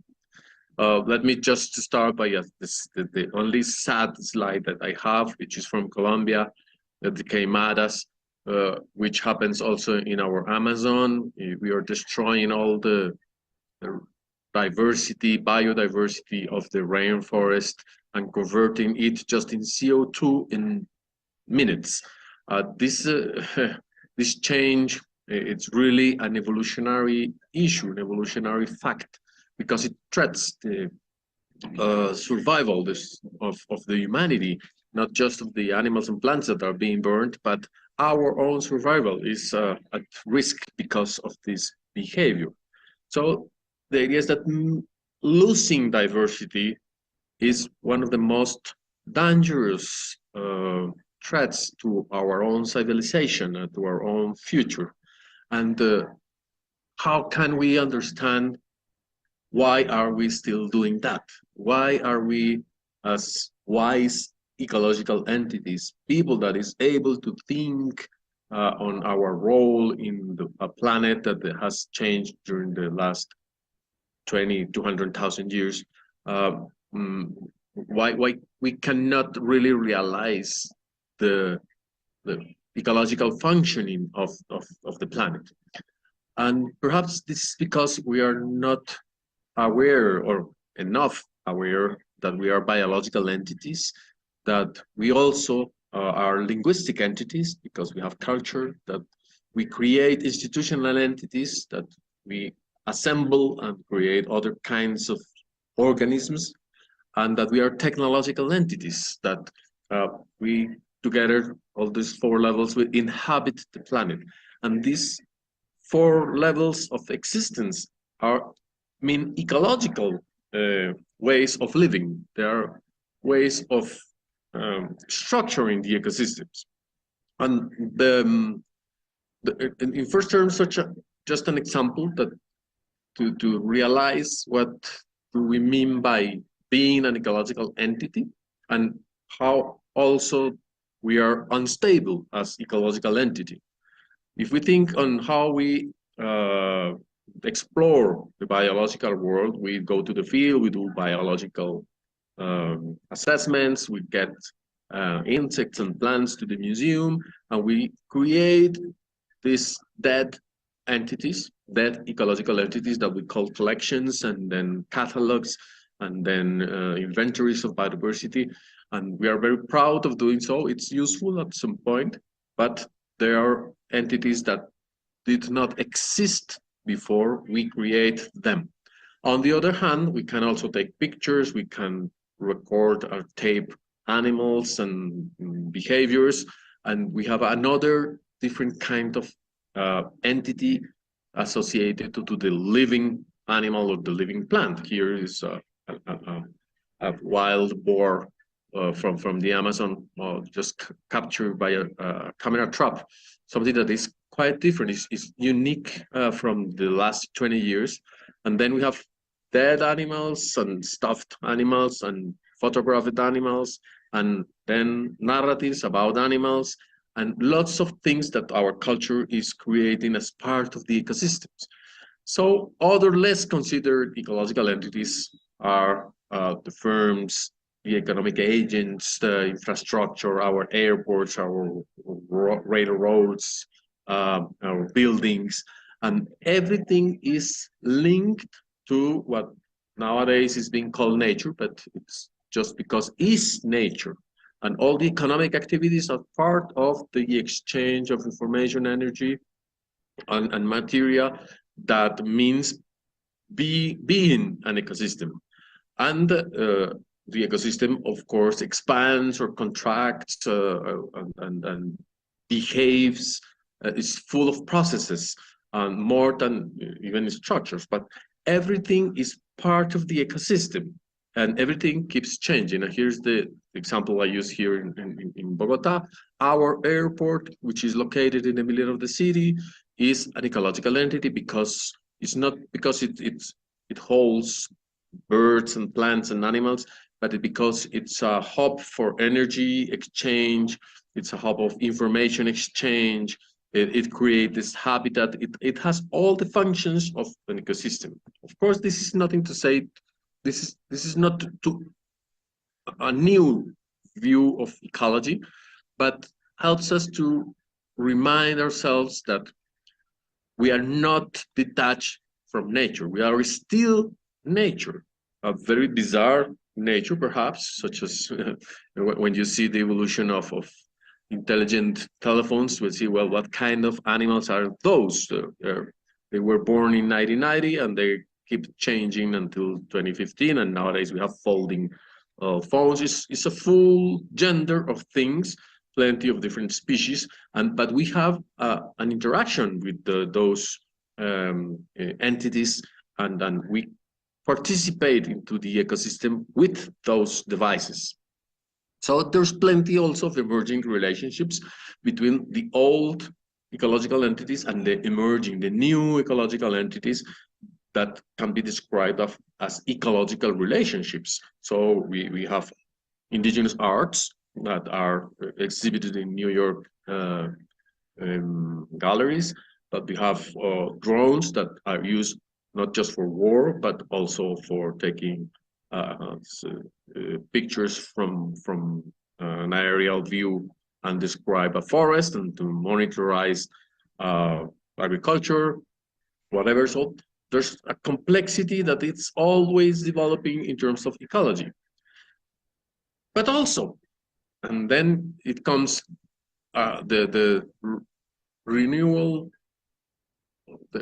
a way of thinking on ourselves also in the same terms as emerging entities, because we also change, our bodies change, our description of ourselves changed, and our traditions is permanently being reinvented. So we are always new ecological entities because we can experiment with ourselves, and we create new bodies, new experiences, new perspectives about the world and our role in the world. So, and we are mixing new elements to create new bodies, becoming alien. It's kind of the idea I wanted to convey with this novel of the 60s. Some people think about becoming post-humans. I'm not sure that's useful because we still want to be humans, but that's for the record. But we are modifying our bodies in a very drastic way, and we are using our new freed erotics, new freed sexuality from the 50s and the 60s. We can use sexuality to create new worlds without depending on reproduction, on biological reproduction. So that's pretty spooky because it's a very powerful tool to become something, to become part of the metaverse, which is also part of the ecological complexity. It's a new stage of energy, and it has new entities living inside the metaverse, and we have relationships with those entities. We go in and out, and we connect and disconnect, we create and we get feedback from these new identities in living in the metaverse. And we by this way of thinking are able to discover that in the past there was also emerging entities in nature. So now we can see things that in the past we were not able to see. And this is the first part of the trans ecology idea, that because now we can have different bodies, we can shift our identities thanks to technology, thanks of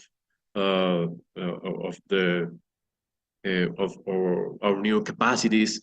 We are different, and we can think different, so we can see different, and then we discover all the real diversity of the biological world. So there's a circle, a virtuous circle of discoveries and identities that is always helping us to understand complexity. So I always say that at the end, nature is queer, or the ecosystems are queer, because they have an immense quantity of subtle modifications in terms of expression of desire or capacities to connect and reconnect in this new and always evolving ecosystem. Therefore, there's always plenty of avenues of innovation. There's always plenty of new pathways that are part of our exploration and the way we build the world we live in. So we cannot detach ourselves from the rest of the world, but what we can do is to develop more significant relationships, and we can think on what are we becoming and how we can inhabit better our planet. So it means that perhaps we will be more strange in the future. Of course, we will be traveling from the metaverse to this planet. Of course, it's a planet that it's been destroyed in the past, but we can do differently. We can go and come back. We can get feedback from our new identities, our new experiments of life, of being alive, and we can perhaps suggest a new way of organizing and recovering the richness of life and culture on Earth. So that's trans ecology to me. Thank you very much.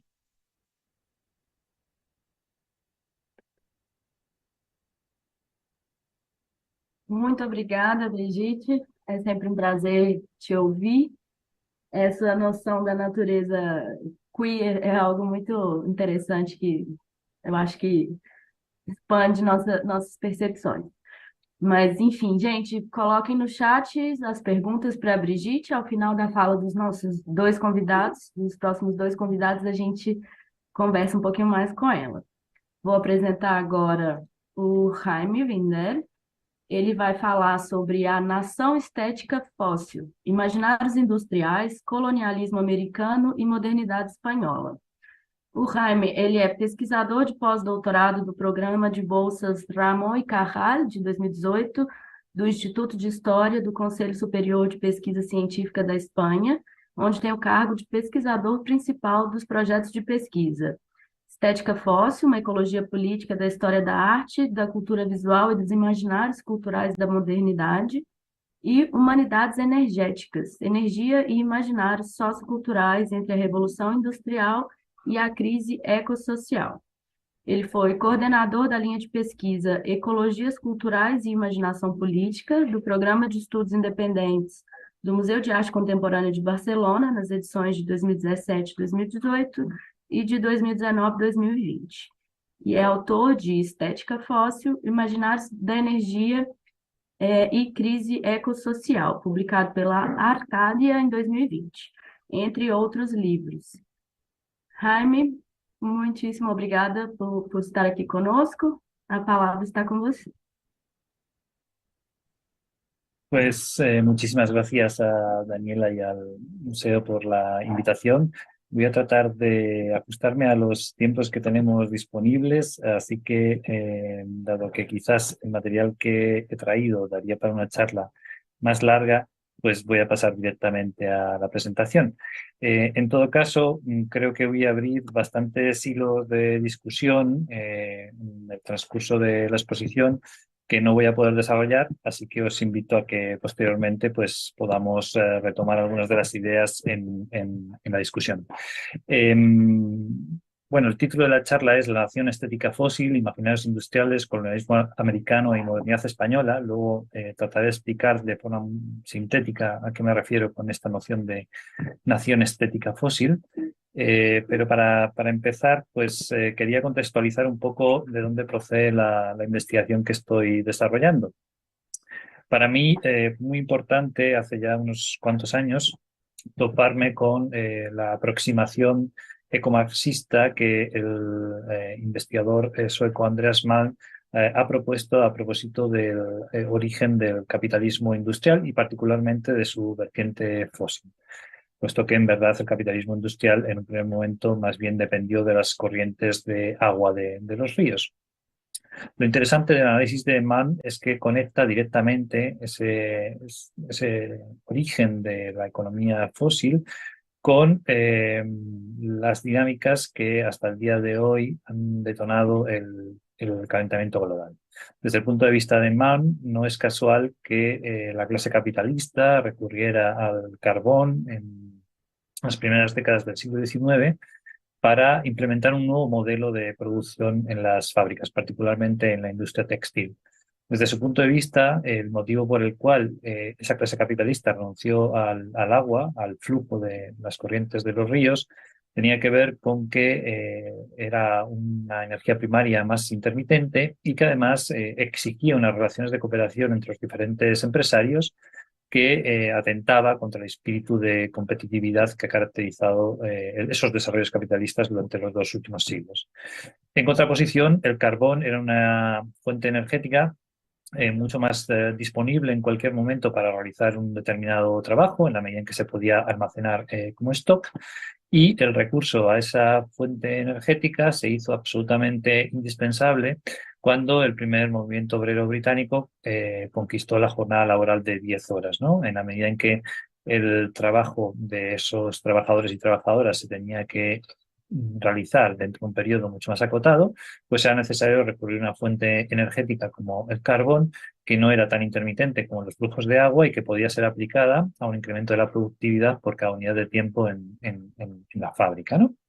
Por tanto, para Mann hay un vínculo indisociable entre el desarrollo de las luchas de clases, ¿no?, en la modernidad industrial y una dinámica como el calentamiento global, ¿no? El recurso al carbón pues habría sido esa respuesta de la clase capitalista que habría generado un modelo energético crecientemente dependiente de la necrosfera y que genera a su vez todo tipo de emisiones, ¿no?, que se acumulan en la atmósfera y hoy pues suscitan esa situación crítica en relación al calentamiento global. El problema con el enfoque de Mann es que no analiza otras dimensiones que son igualmente importantes, ¿no? Él se centra mucho en la dimensión sociohistórica de esa transformación energética, pero sin embargo no aborda elementos que creo que son también sustanciales para comprender cómo se ha normalizado una percepción fosilista, si se quiere, del mundo, ¿no? Justamente ese segundo propósito, ¿no?, ver qué papel han jugado los imaginarios culturales en ese desarrollo de la modernidad fósil, es algo que analicé en este libro, Estética fósil, Imaginarios de la energía y crisis ecosocial, del que acaba de hablar Daniela y que también ha dado lugar al desarrollo de una serie de proyectos de investigación que podéis consultar online. En una investigación más reciente, que espero publicar en un libro que aparecerá entre los próximos meses, también me he centrado en otra cuestión que no está analizada por Mal, y es cómo esa modernidad fósil ha respondido a un desarrollo desigual y combinado pues muestra diferentes velocidades, no solo entre las diferentes áreas geográficas del mundo, ¿no? Entre el norte global y el sur global, sino incluso dentro, al interior de esas áreas globales y desde luego al interior de los diferentes países, ¿no? Y esa es una cuestión sobre la que también voy a trabajar mínimamente en esta conversación, en esta charla.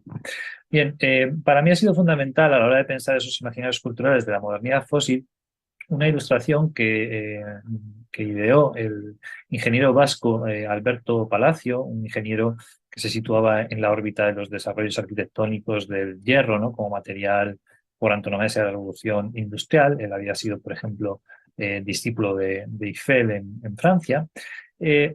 Palacio diseñó este monumento a Colón en los años 1890 y 1891, que apareció en ilustraciones de la Scientific American y también de otra revista titulada La Ilustración Española y Americana. Traigo aquí esas dos ilustraciones, donde, si os fijáis, lo que hace es convertir el conjunto del planeta en una inmensa máquina de vapor, en cuya parte inferior, en la peana del monumento, se está quemando el carbón que alimenta los flujos productivos de esa concepción industrial y fósil del mundo, ¿no?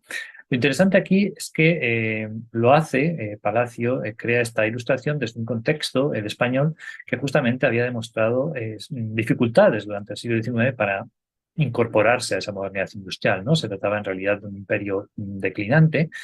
Pero, sin embargo, lo que él busca es establecer una relación de continuidad entre esa modernidad industrial, entre esa Gaia o entre ese planeta Tierra convertido en una máquina de vapor, que era el símbolo por antonomasia del desarrollo tecnológico en la modernidad industrial, y la etapa anterior de la modernidad colonial, ¿no? Si os fijáis, ambos monumentos, ambas imágenes, aparecen coronadas, ¿no? Por una de las carabelas del viaje de Colón a las llamadas islas occidentales, ¿no?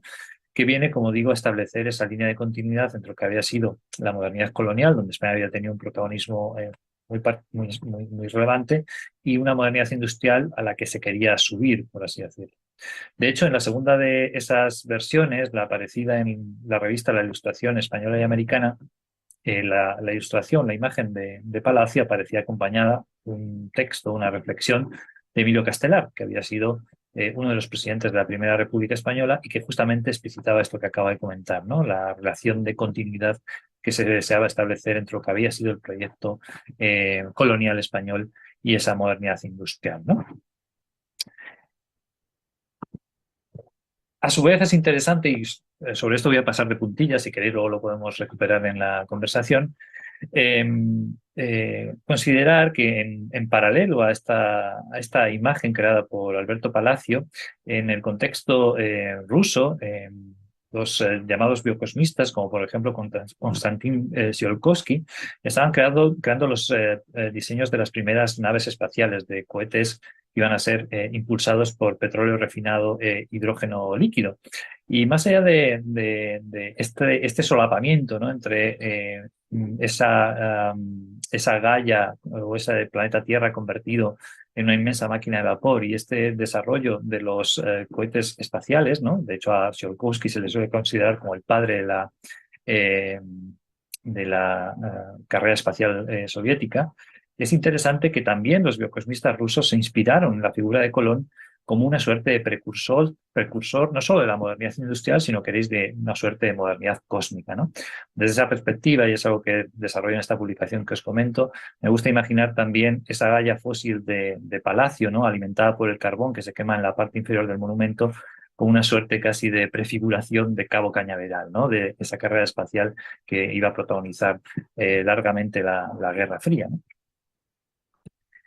Pero al margen de esa cuestión, y quizás es algo en lo que me voy a centrar más ahora, en la segunda de las ilustraciones de Palacio, la que apareció en la Ilustración Española y Americana en el año 1891, se estableció una relación también muy directa entre la producción fósil, entre esa Gaia convertida en una inmensa máquina de vapor, y la nueva cultura de consumo, ¿no?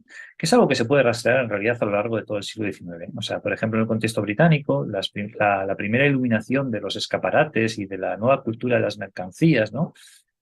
Por ejemplo, en Pall Mall, traigo una ilustración alusiva a ese evento, se realizó con gas de hulla, que era el mismo sistema de iluminación que Matthew Boulton, ¿no? Y otros colaboradores de James Watt, el inventor de la máquina de vapor, utilizaban en el sector minero, ¿no? O sea, el gas de hulla, que era obviamente un derivado de ese tipo de carbón, pues se vinculó directamente a una nueva cultura del consumo que tenía relación, ¿no? con esto que luego Marx denominaría como el fetichismo de las mercancías, ¿no? Y con todo ese mundo de los pasajes y los escaparates del que hablará Walter Benjamin.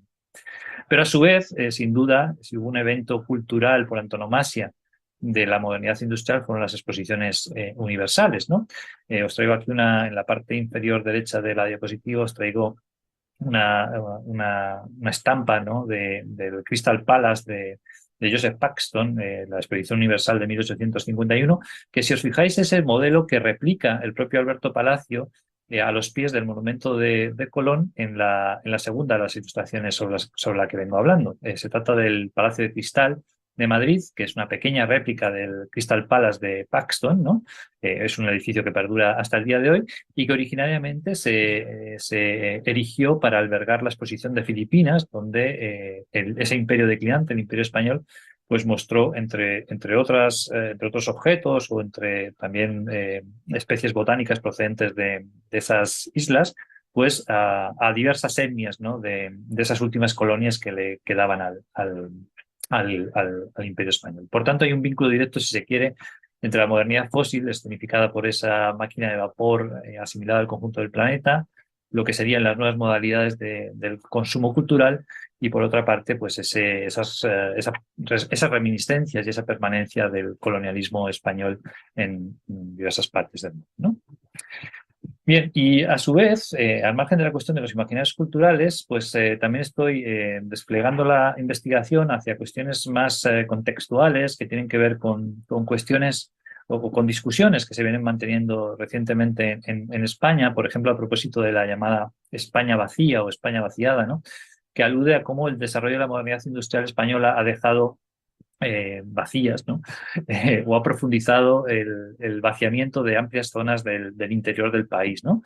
Que si lo queréis enfocar de esa manera, después de la pérdida de las últimas colonias, pues han sufrido o sufrieron en algún momento, si se quiere, una pulsión o una dinámica extractivista similar, salvando las distancias, a la que se había dado previamente en las colonias en América, ¿no?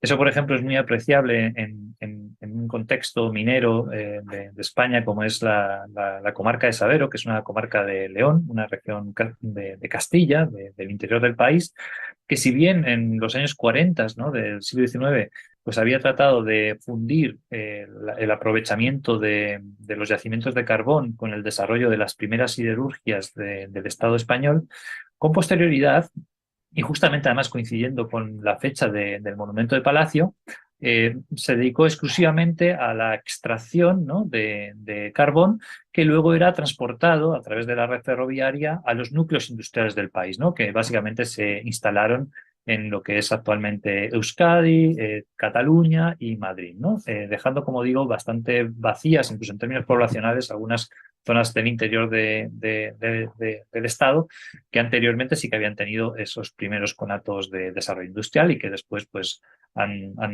han dedicado más bien a la agricultura y han sufrido esa despoblación, ¿no? Y en concreto, no parece casual que buena parte de ese carbón procedente del interior del país se destinara, ¿no? a una zona en concreto de Euskadi, la zona de Vizcaya, y más particularmente una comarca, la comarca de las Encartaciones, que es de donde procedía el propio Alberto Palacio. Como os decía al principio, era un ingeniero vasco, ¿no? Que a su vez era hijo de Antonio Palacio Montemayor, que era un comerciante que había hecho su fortuna en México, o sea, con posterioridad a la independencia de algunas naciones americanas, pero cuyos capitales fueron muy importantes para desarrollar toda la industria vasca y también constituir un polo financiero muy importante en Euskadi, ¿no?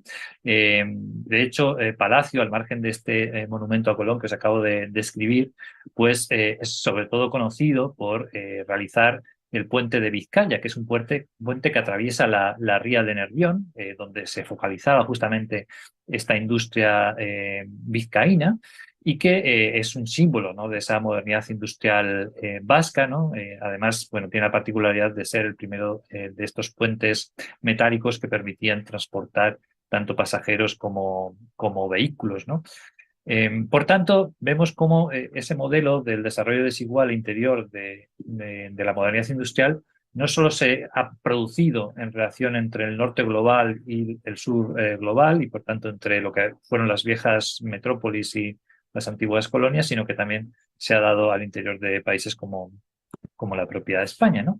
Y es de ahí donde tomo la idea de la nación estética fósil, ¿no? O sea, hemos de pensar que las imágenes de la naturaleza y de la industria que se generan a lo largo del siglo XIX también constituyeron toda una serie de discursos y de imaginarios donde se reconocían los nuevos estados-nación salidos de la modernidad industrial. Eso es algo que está muy estudiado, por ejemplo, a propósito del contexto británico, ¿no? Desde las imágenes de Gilpin, ¿no? o la sensibilidad pintoresca de Ruskin, ¿no?, que planteaban una evasión de lo que eran los desarrollos de la modernidad industrial y los efectos, por ejemplo, en términos de polución que tenían sobre las ciudades, hasta el sublime industrial, ¿no?, de un William Turner, ¿no? Ahí se está componiendo una determinada imagen de la nación que se posiciona de un modo u otro a propósito del desarrollo de la industria. En el caso de Palacio, sin duda que hay una apuesta por subirse más bien al tren de la exaltación de la modernidad fósil y, como digo, por normalizar el lugar de España en ese contexto. Lo que pasa es que esta construcción estética de la nación fósil, en esta ilustración sobre la que vengo hablando, pues dejaba de lado ciertos elementos que no podemos obviar, ¿no? Uno de ellos tenía que ver con que en realidad no había una línea de continuidad entre la modernidad colonial y la modernidad industrial, sino que más bien la pérdida de las colonias, con la independencia de muchos países latinoamericanos en las primeras décadas del siglo XIX, pues supuso un perjuicio financiero para la hacienda pública española y más bien fomentó la desinversión industrial. Entonces, digamos, ahí había un elemento traumático en la configuración imaginaria de la nación que se estaba omitiendo claramente, ¿no? Pero también dejaba de lado esto que acabo de comentar, ¿no? El hecho de que se estaba produciendo una división del territorio español donde había territorios más dedicados a la extracción, particularmente de carbón, y otros pues que desarrollaban realmente un polo industrial más consistente. Y finalmente también se pasaba por alto una cuestión sin duda esencial, y es que a diferencia de otros países de Europa, particularmente de Gran Bretaña, evidentemente en España el hecho de que se produjeran toda una serie de revoluciones fallidas, ¿no?, durante el propio siglo XIX, pues hacía que estos desarrollos o estos conatos de una modernidad industrial se solaparan a su vez con restos muy persistentes en los planos económico, político, cultural del antiguo régimen, ¿no?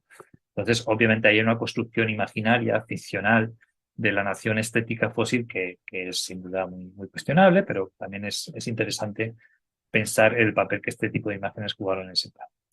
Y bueno, más allá de la cuestión de corte más histórico, ¿no?, pues habría, creo, algunos elementos de lo que acabo de presentar que se podrían recuperar para una discusión política en el presente, ¿no? Y dejo aquí simplemente 3 preguntas para que luego las podamos recuperar si os apetece. La primera sería, ¿cómo repensar, ¿no?, en la línea de lo que planteaba Andreas Mann, las relaciones entre trabajos y ecologías en la época de crisis y no de auge de la civilización industrial, ¿no? El trabajo de Mann está más orientado a ese momento de auge. Hoy estamos más bien en un momento de crisis, donde además los trabajos no solo pueden o deben ser pesados en relación a la industria o al mundo del empleo, sino que obviamente tienen que abarcar los trabajos reproductivos, la cuestión de los cuidados y demás, ¿no? La segunda pregunta sería, ¿qué imaginarios culturales posfosilistas estamos en disposición de impulsar para combatir la pujanza suicida del capitalismo fósil en nuestros días, ¿no?, que no deja de ser heredero de esos imaginarios que he analizado a propósito de la ilustración de Palacio?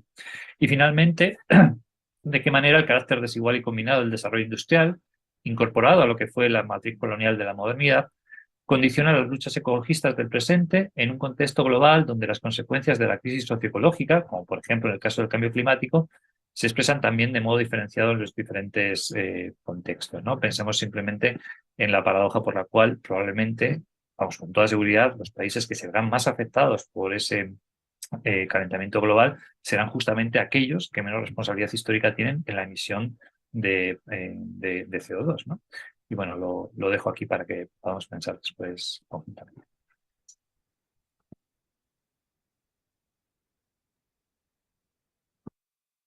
Muito obrigada, Jaime.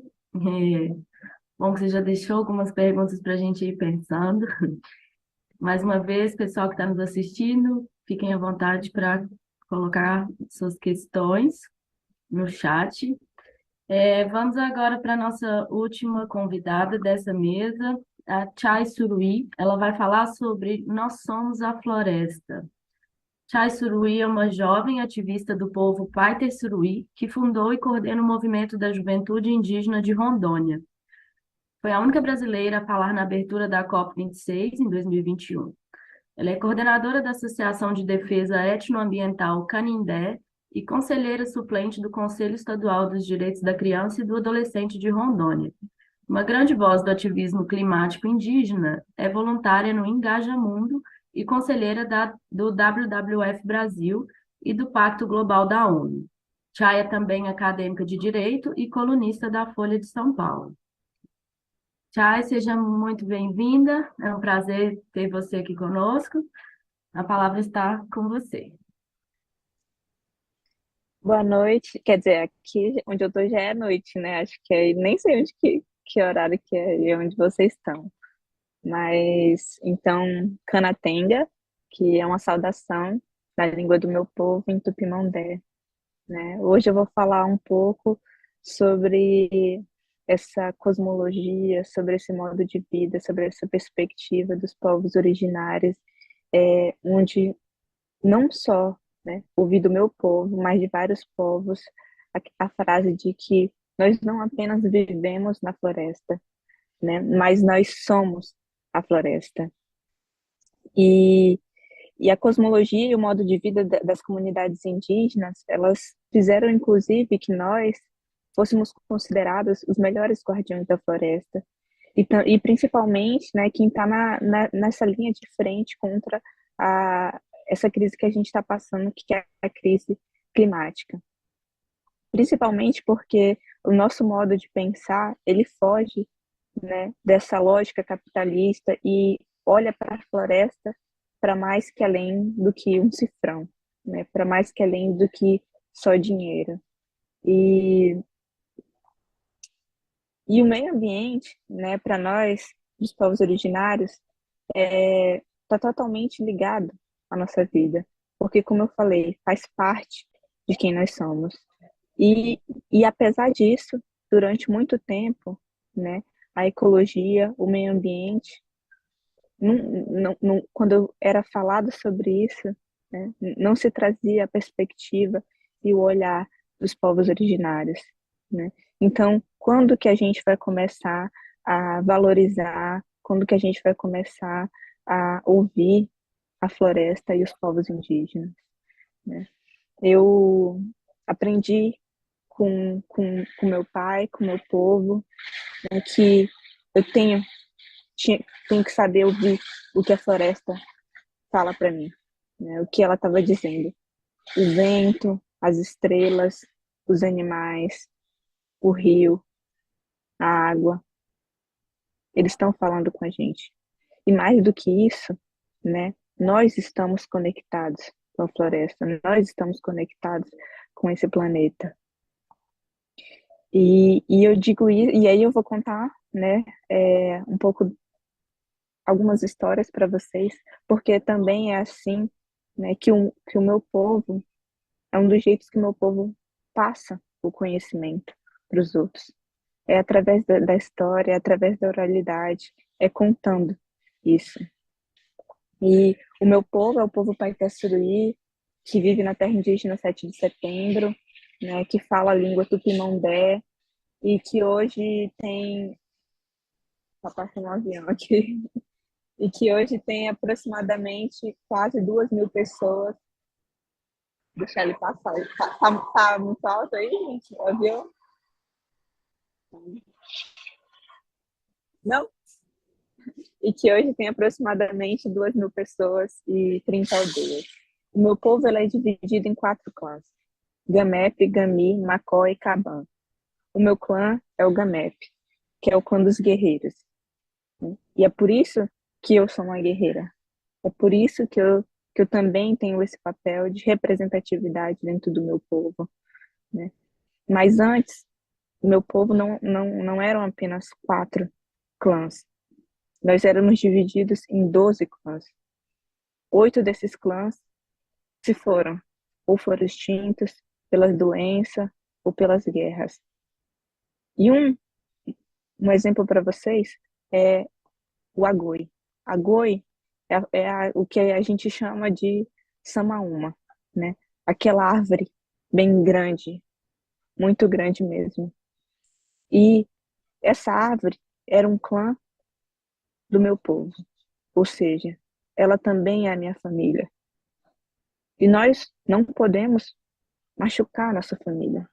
Nós não podemos destruir a nossa família. Porque assim como a goi, né, e assim como as outras árvores, e assim como os outros espíritos que vivem na floresta, e que não só, né, nos alimentam, não só nos dão um teto, não só nos dão comida, não só nos ajudam a criar os nossos filhos, né, fazem parte de quem nós somos também, né.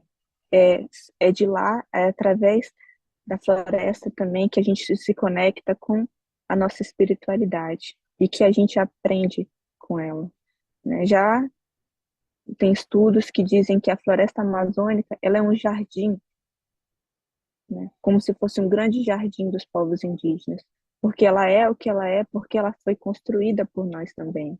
Porque no momento que a gente comia aquela fruta que ela nos dava, a gente plantava a semente depois, né? E aí ela se tornou o que ela é, né? E é através disso que a gente tem grandes conhecimentos, como, por exemplo, a terra preta, né?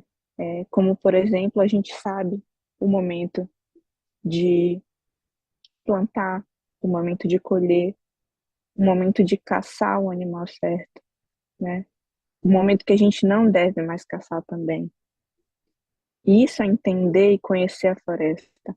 Um conhecimento, né, que muitas vezes, como eu falei para vocês, nunca foi ouvido, né? Nunca foi respeitado. E que, infelizmente, ainda hoje não é, né? Quando a gente fala de mudanças do clima, isso é uma coisa que os povos indígenas estavam falando há muito tempo, das consequências, né, que a gente teria, né, em destruir aquilo que a gente tem de mais precioso, que é a nossa floresta. E hoje a gente já está sofrendo com essas consequências, né? E são os povos indígenas também que estão mostrando as soluções que existem para isso. Mas como eu falei para vocês, infelizmente, muitas vezes esse tipo de conhecimento, né, ainda não é ouvido, ainda não vem sendo respeitado pelas pessoas. Eu estou aqui na COP27, que está acontecendo no Egito. Tá ruim assim, né? Eu estou aqui na COP27, né, que está acontecendo no Egito. E um pouquinho antes, né, de eu entrar aqui para falar com vocês, eu estava participando de um painel organizado pelas Nações Unidas, para falar exatamente sobre a representatividade das mulheres. E eu preparei um texto, né? Preparei um texto baseado não só no conhecimento que eu aprendi, mas no conhecimento de outros povos indígenas, né, que estão nesse planeta e que entendem a importância dessa conexão, né, com a floresta. E aí, quando eu mandei o meu texto, infelizmente eles falaram que eu não podia falar aquele texto. Eu teria que fazer outra coisa, porque eu estava sendo muito agressiva, né?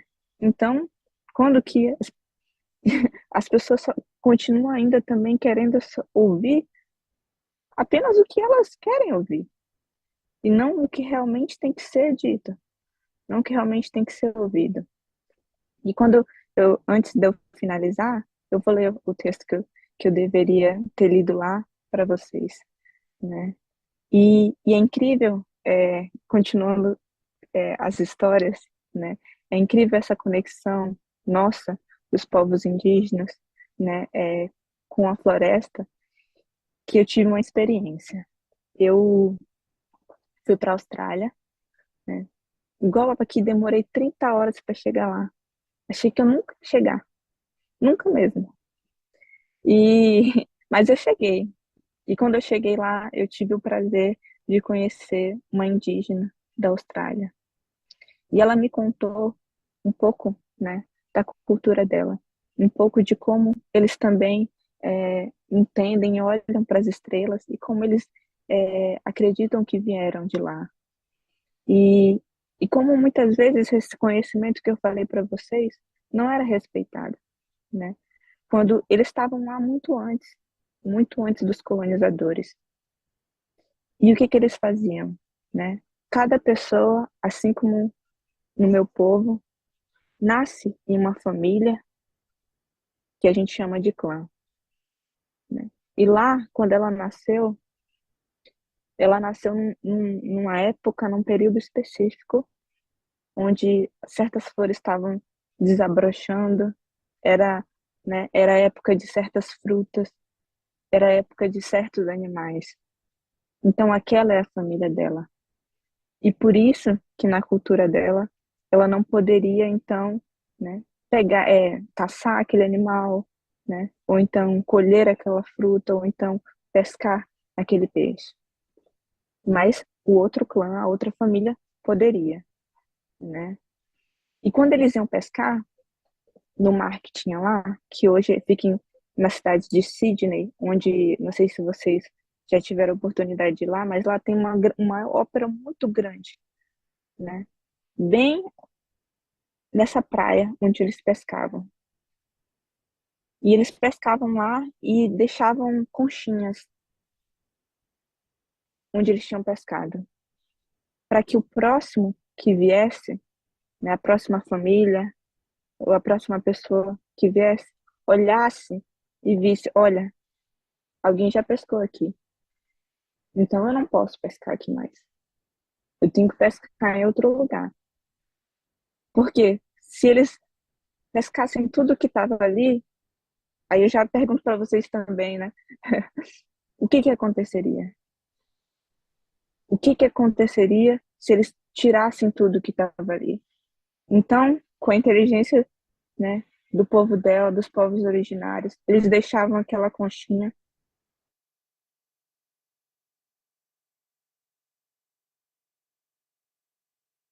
como lá. Eles viram aqueles monte de conchas, uma em cima da outra, e eles olharam e acharam que tudo era lixo. Eles falaram, tudo isso é lixo. E destruíram tudo. E tiraram todas as conchas de lá. Então as pessoas não sabiam mais se podiam ou não pescar ali, continuar pescando. E hoje aquela praia sequer existe mais. Porque, como eu falei para vocês, existe hoje essa grande ópera que está lá em cima. Mas esse é só um dos exemplos, como, por exemplo, o nosso conhecimento não é respeitado. E quando é visto, as pessoas acham que é o quê?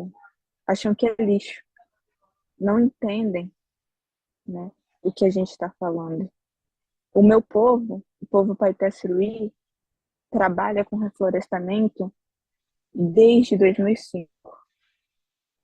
Porque apesar da gente estar vivendo essa crise hoje, tá o mundo inteiro hoje aqui reunido, porque a gente já está sofrendo com essas consequências, desde lá a gente já tinha entendido que já não estava bastando mais simplesmente só proteger a floresta, mas estava no momento também da gente devolver para ela o que foi tirado dela, como a gente já fazia há muito tempo.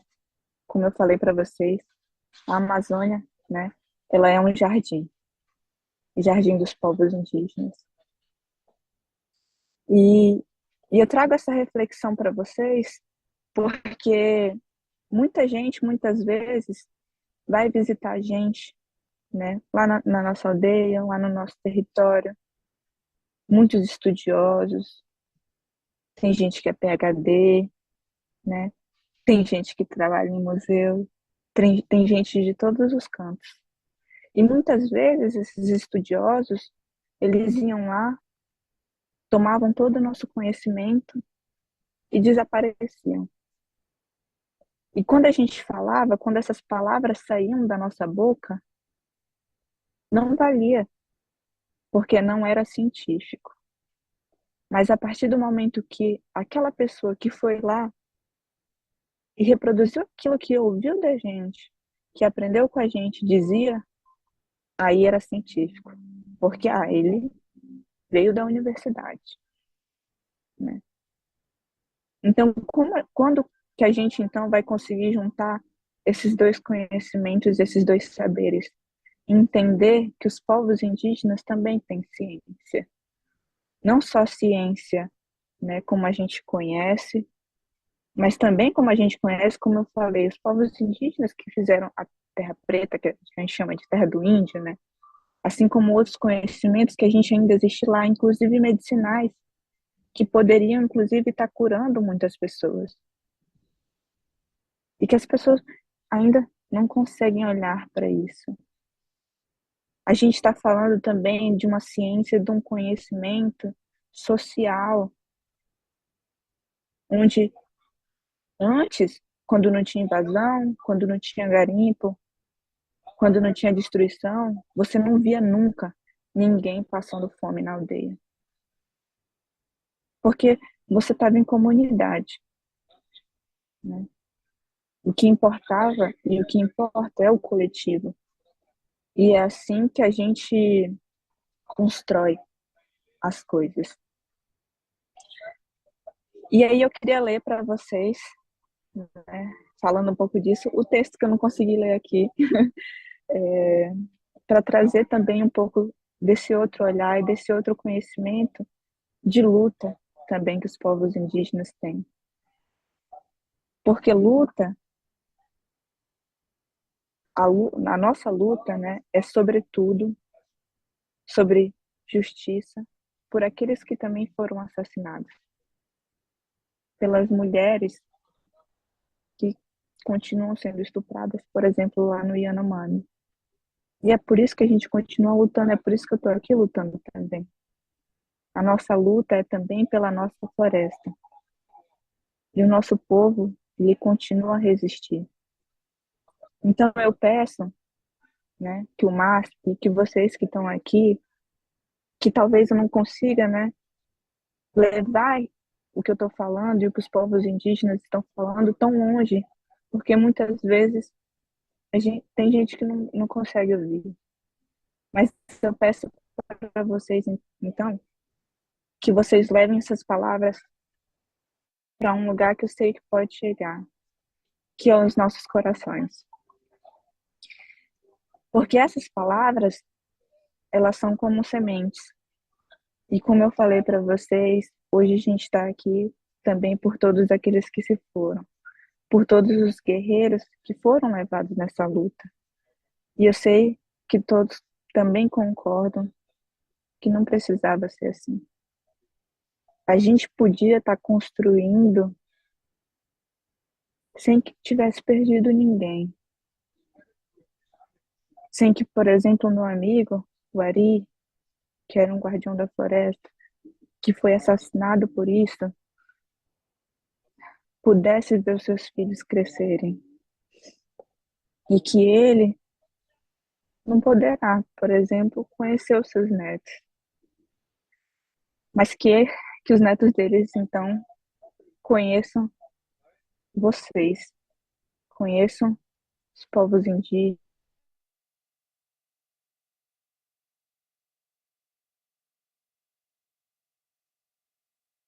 todo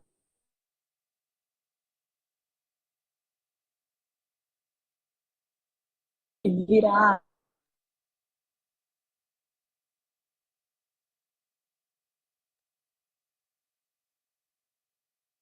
Travou um pouquinho, né, gente? Vamos ver se ela consegue restabelecer a conexão para terminar esse texto.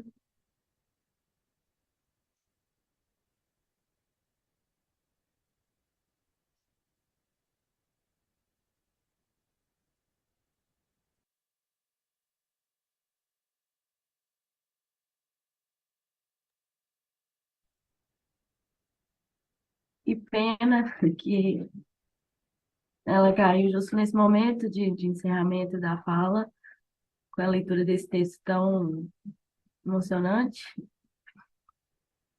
Pessoal da produção, vocês me dão um sinal aqui se ela conseguir voltar. Estou aqui também mexida com a fala dela. Voltou. Caiu, gente. Bom, Foi mal. que bom. Tá vendo? Se eu tivesse na aldeia, não tinha caído. Porque a internet da aldeia tá boa. Então, vou continuar meu texto. Eu estava falando da revolução que a gente vai fazer aqui. E é verdade que talvez, né, a gente não consiga encher as ruas, as praças, mas que, como falei, o conhecimento dos povos indígenas vem da coletividade. E que cada ação coletiva que a gente tem são parte da nossa luta. Talvez a gente não brilhe como os grandes líderes mundiais que estão aqui na COP, por exemplo.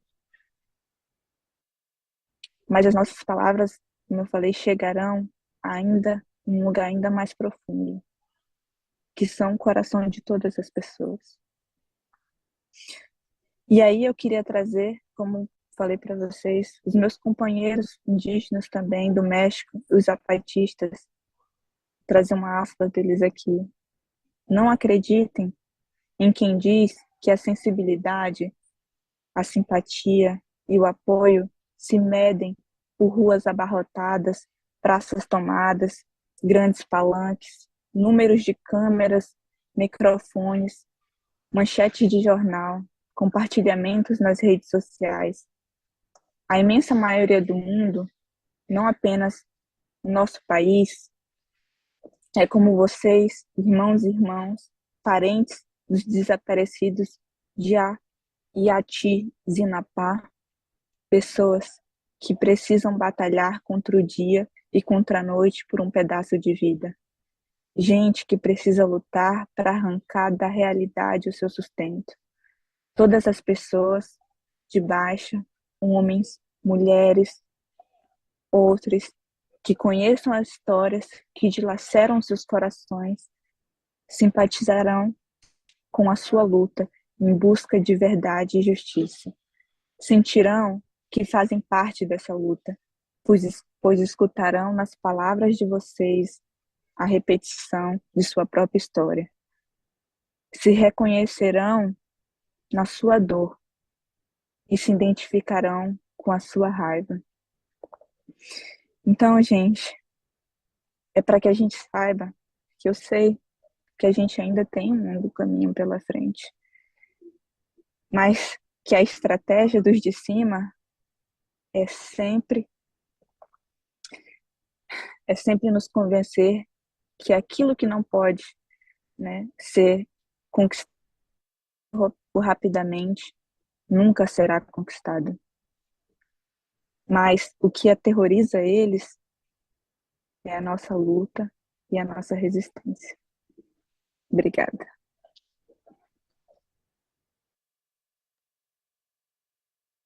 Obrigada, Chay. Foi uma honra poder ouvir esse texto que você preparou para apresentar na COP. Que pena que não conseguiu levá-lo até o fim por lá, mas fico feliz que a gente tenha tido esse momento aqui agora. Muito obrigada a vocês três, Brigitte, Jaime e Chay. Tivemos aqui uma mesa interessante do ponto de vista de contextos diferentes, né? Brigitte da Colômbia, o Jaime lá da Espanha e Chay aqui do Brasil, trazendo a representação dos povos indígenas, dos povos originários, para esse encontro. Eu vou iniciar aqui com uma pergunta do público, que foi para o Jaime, e na sequência a gente segue. Pessoal que está nos assistindo, coloquem aí no chat suas questões. Eu também tenho algumas perguntas aqui que estão na minha cabeça, que eu estou com vontade de falar com vocês, mas logo, logo eu trago elas. E convido também vocês três, Brigitte, Jaime e Chay, se quiserem fazer perguntas entre si, também só me sinalizar que a gente abre para que a conversa aconteça entre nós aqui, junto do público. Jaime, em seu livro Estética Fóssil, você afirma que é preciso que as práticas artísticas e culturais se situem na onda de mobilizações contra a crise climática, com a intenção de ativar um imaginário político que propõe respostas afirmativas a aspectos prementes daquilo que você chama de transição ecossocial. Poderia comentar essa ideia e exemplificar quais práticas artísticas e culturais você se refere?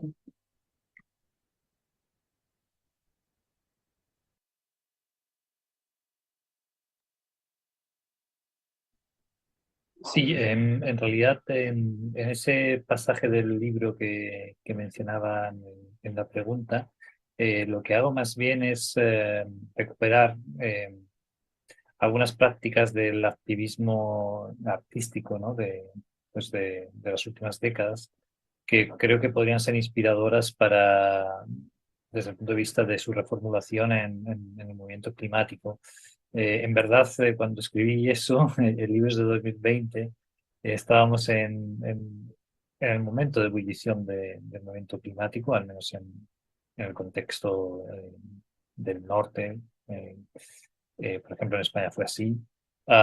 Mi impresión es que, si bien es cierto que, por ejemplo, la performance ha tenido como mucha presencia, ¿no?, en las acciones de Extinction Rebellion, en otros colectivos, pues había algunos elementos, ¿no?, procedentes de esas otras prácticas que he investigado del activismo artístico que podían ser interesantes para construir también nuevos vínculos sociales en el desarrollo de la protesta, ¿no? Por ejemplo, y además ahí llamaba la atención sobre el hecho, ¿no?, de que quizás algunas de esas prácticas de activismo artístico que han podido resultar más efectivas o más relevantes desde una perspectiva política, en concreto aludía al siluetazo argentino, ¿no?, cuando en el espacio público se empezó a construir esa memoria del genocidio de Estado a través de la producción de siluetas por la multitud, pues subrayaba que eran prácticas que desde un punto de vista material eran muy precarias, ¿no? O sea, como que tenían una huella ecológica casi mínima, pero que sin embargo pues permitían generar toda una serie de afectos sociales muy, muy relevantes, ¿no? Y a su vez socializar en términos estéticos la protesta, ¿no? Me parecía que ese tipo de propuestas podían tener quizás más interés que algunas acciones performativas, ¿no?, de estos colectivos como Extinction Rebellion, que a veces creo que buscan antes que nada el impacto en términos mediáticos, ¿no? Es algo que también se está discutiendo en los últimos días con motivo de las acciones que han tenido lugar en diversos museos del mundo, ¿no?, en torno a algunas obras de arte. Creo que son acciones que pueden tener impacto mediático, pero que luego tienen un recorrido bastante corto desde la perspectiva de fortalecer el propio movimiento, ¿no? Y creo recordar que en ese pasaje del libro aludía a esto, ¿no?, a cómo prácticas del activismo artístico que han tenido mucha fuerza, ¿no?, en reclamaciones políticas que no tenían necesariamente una perspectiva ecologista, hoy quizás podrían ser recuperadas desde ese otro lugar. Y quizás desde mi ignorancia, pues eso está siendo así sin duda en diversos contextos, ¿no? Y podríamos cartografiar esas propuestas, pero bueno, era más bien como una interpretación también que hacía a esa situación, ¿no?, que en ese momento vivía el movimiento climático, que tenía un cierto auge, pero que desde mi punto de vista a veces quedaba muy en los elementos performativos de impacto mediático que me resultaban entonces y ahora más problemáticos.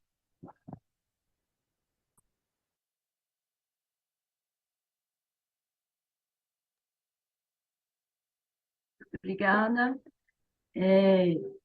Complementando, né, e seguindo um pouco nessa resposta do Jaime, queria perguntar para a Brigitte e para a Chay também, de que modos vocês veem que a gente pode contribuir para essa reconstrução desse imaginário, dessa estética fóssil, né, como o Jaime chamou, mas como que a gente, enquanto nos diferentes contextos, como vocês enxergam, né, que a gente pode contribuir para essa reimaginação, para essa criação de um novo imaginário coletivo, mundial, planetário, acerca das questões ambientais, das questões climáticas, de como que a gente lida com os ecossistemas, porque a gente entende que existe uma maneira, uma estética que é disseminada desde muito tempo, né, desde muitos séculos atrás, como o Jaime colocou, e é necessário que a gente desconstrua esse imaginário, reconstrua esse imaginário. De que maneiras vocês veem que isso é possível através do trabalho que cada uma de vocês vem desenvolvendo? Podemos começar com Brigitte, depois da Chay, pode ser? Okay, thank you, and also thank you to Jaime and Cherie, because I think that there's lovely contrast with what we are trying to assemble, and that's my perspective. We will recover lots of the organic sense of life, and we will reassemble ecosystems on the basis of our pre-industrial ecological settings. And I think that the idea of assembling ecosystems under rules or under just excluding fossil fuels and coal, it's quite a challenge for the next decades. And for arts, of course, and for agriculture and for our daily lives. We need to imagine dynamic and functional ecosystems that do not depend on those elements. So it's kind of an ecological experiment, of course. We are running this experiment at the global level, but we cannot accelerate it. We don't know the outcome. So we need to create scenarios, we need to create narratives, we need to emphasize ways of understanding the world without those components. And there, of course, this is not a world which be divided of fear, because the organic reality is still spooky. It's very much changed during the last centuries. We have new elements in this organic world, new meanings. That was what I emphasized in the representation. But also, we can do small experiments, even at home, experiments in the metaverse, and experiments in literature, in plastic arts, and of course, experiments at the forest. We are creating and recreating new assemblage, new communities, new communities of living beings. And we're recovering, but that way, the notion of being organic in the world. But we still have an inheritance of, let's say, rests, pieces of the past, such as Jaime mentioned, and I love this idea of fossils from the past energy era that will be part of the future. This recycled component of the ecosystem. So we'll still have to deal with plastics in the oceans. We'll still have to deal with the CO2 in the atmosphere. We still have to deal with lots of pieces of this disaster we created during the last 2 centuries. And we will assemble a kind of a cyborg world, which I think is interesting enough to promote a reflection on how are we going to live in the planet. And I'm sure that we have very different answers in different parts of the country, different parts of the world, of course. That fills us up with hope as well. It brings us again the duty and freedom to create new worlds.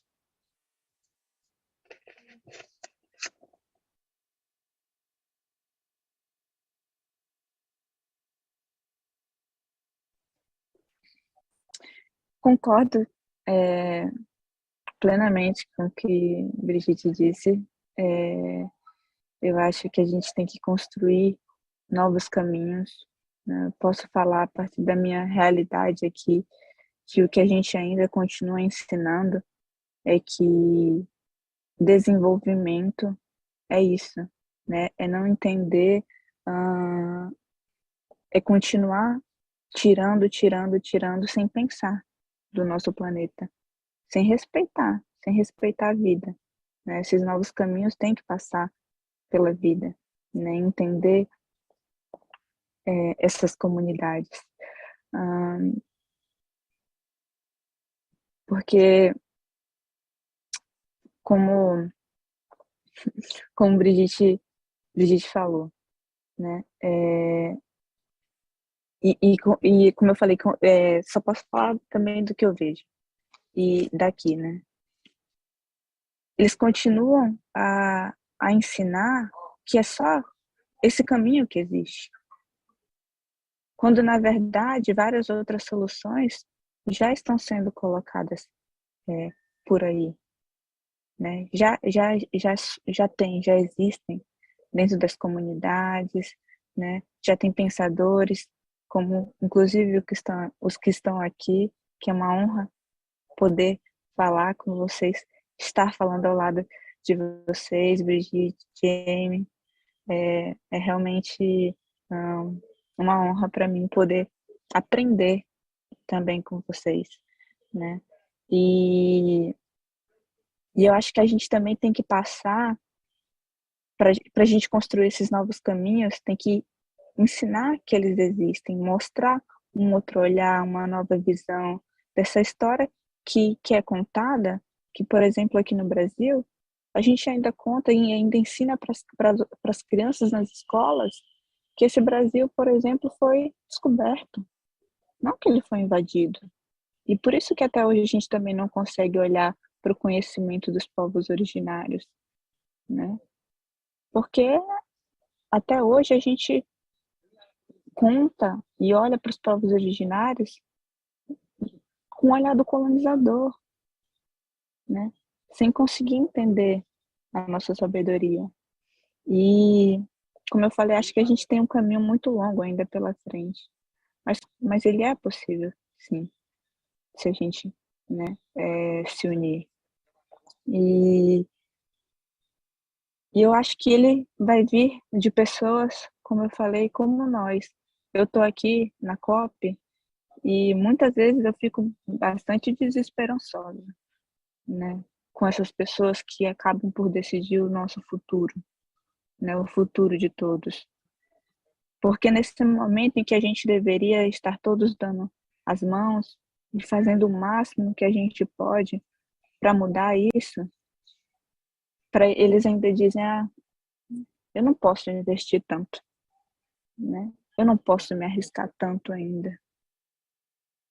Quando será então que a gente vai poder investir e se arriscar tanto? Quando já não tiver realmente mais volta? E quando realmente, né, a gente já tiver perdido e condenado o nosso futuro e o futuro das nossas crianças?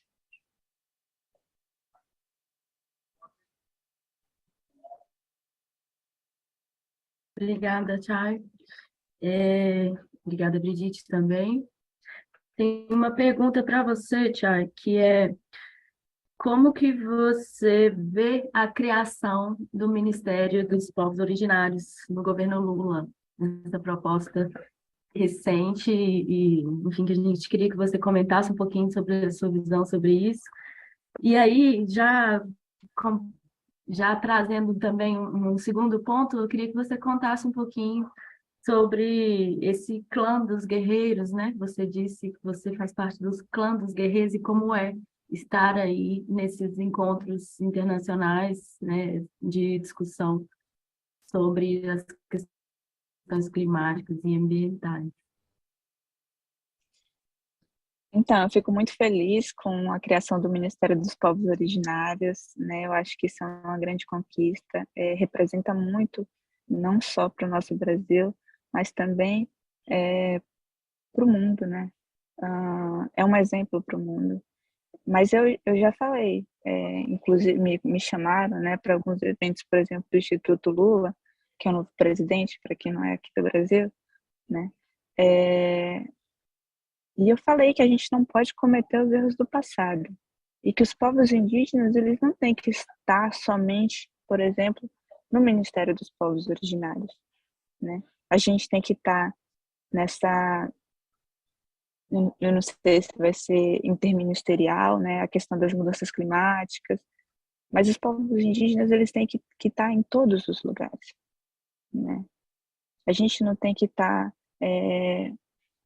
somente, né, nesse ministério específico, mas sobre o ministério, eu acho que a gente tem que a gente já está conversando como um movimento indígena, né, sobre isso, não só sobre a escolha do ministro, mas o que realmente, né, esse ministério significa, quais serão as suas funções, né? A gente precisa entender, por exemplo, também que não dá para criar um ministério se não tiver orçamento, né, se a gente não for de fato colocar orçamento para fazer projetos, para colocar o que os povos originários pensam, né? Mas eu estou muito feliz, né? Eu acho que o Brasil, eu vejo também que o Brasil aqui, ele volta a ser respeitado, né, internacionalmente, e os povos originários, eles também têm eles têm uma parcela muito importante, né, quando a gente fala nisso. Hoje, eu acho inadmissível a gente falar de meio ambiente e não trazer, os povos originários para conversar quando a gente fala sobre isso. E porque, como eu falei, né, e como a própria ONU falou, nós somos os melhores guardiões da floresta, né, porque é que nós somos e é uma batalha diária das nossas vidas, né? A gente luta todo dia com as nossas vidas, com os nossos corpos, para proteger a nossa floresta. Mas eu estou realmente muito feliz com o Ministério dos Povos Originários, eu acho que significa muito, né? Eu espero que a gente consiga implementar aquilo que a gente não conseguiu no passado e começar a olhar para o futuro também. Falar do futuro, olhar para o futuro. É isso que a gente precisa. E estar participando aqui, né, de um evento como esse, acho que é muito significativo, né, porque eu gosto de contar história. Eu vou contar outra história para vocês sobre esse cocá, né? Só o meu povo faz esse tipo de cocá aqui, porque esse cocá é um cocá de luta. Aqui, vou mostrar para vocês. Então, quando vocês verem um cocá assim, vocês vão olhar e vão saber é do povo Paitaçaruí, é de Rondônia, lá da Amazônia, né? E esse cocá é um cocá de guerra também, né? Porque aqui é isso que eu estou vindo fazer aqui também, lutar pelo nosso futuro, pelas terras indígenas, pelo meu povo, pelos povos originários do Brasil. E o clã Gamep, você perguntou do clã Gamep, né? O clã, é porque no meu povo, a gente, como eu falei, divide em 4 clãs. Gamep, Gami, Macó e Capô. A gente se divide assim também porque, por exemplo, uma pessoa de um clã não pode casar com do mesmo clã. Tem que casar com de outro clã para que não tenha, enfim, para os genes não dá problema, né? Quando a criança nascer, essas coisas. Mas cada clã também tem tem, como se diz, o seu papel, né? Por exemplo, os Caban são os da festa, Olha como eles ficaram com a festa, gente. E nós ficou com o quê? Com os guerreiros, a luta. Mas é isso, né? Cada um também tem, como eu falei, o seu papel. E esses clãs também são animais. Eu falei para vocês, contei a história para vocês de quando eu fui para a Austrália, conheci a indígena de lá. E quando eu mostrei para ela e falei do meu clã, que isso é uma história que eu acho que mostra como os povos indígenas também estão conectados com esse planeta e estão conectados. Quando eu mostrei o meu clã para ela, ela começou a chorar. Porque ela falou que era a mesma família dela. Então, eu daqui e ela de lá, a gente é da mesma família. E aí eu lembrei de todas as histórias, por exemplo, que o meu avô me contou. Histórias, por exemplo, quando ele falava de um rio bem grande. E como ele contava, eu acho que era o mar. Né? Fico pensando também de onde que a gente veio. E de onde que esses clãs vieram, né?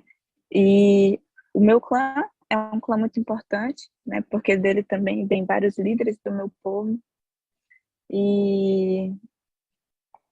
Mas a gente também tá aprendendo, né, gente? Todo mundo está. Eu acho que a gente tem que desmistificar também essa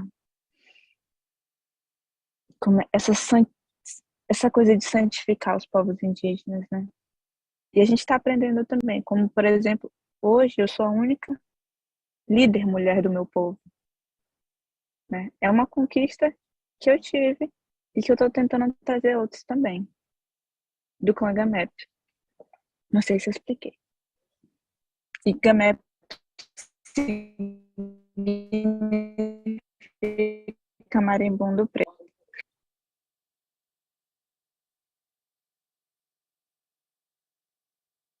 Muito obrigada, explicou sim. Temos uma pergunta aqui que é para vocês três, que é como superar o pensamento ecológico/ambiental que ainda não leva em conta proposições e realidades de sujeitos como os povos indígenas e tradicionais, por exemplo. Talvez a gente possa começar com Jaime, depois Brigitte e Chay para ir variando as falas, pode ser?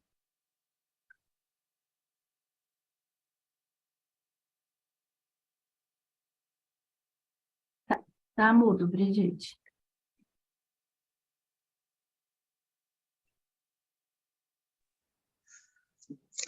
Quite important question, and if you allow me, just to mention that we just finished at the Intergovernmental Platform for Biodiversity and Ecosystem Services, an assessment of how are we valuing biodiversity? Are we really acknowledging the importance of biodiversity?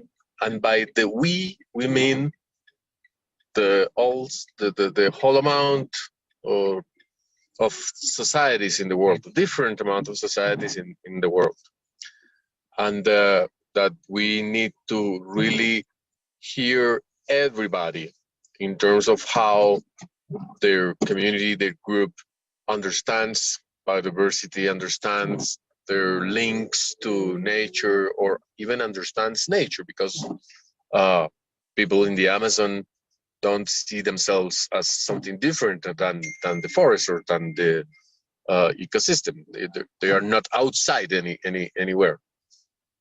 So it's absolutely important that we ask everybody how they relate to the others, to the other species, how they value this relationship, and by this way, when I finish with that, recover the complexity of the human history and the human capacities to adapt and enjoy this planet. So it's absolutely paramount to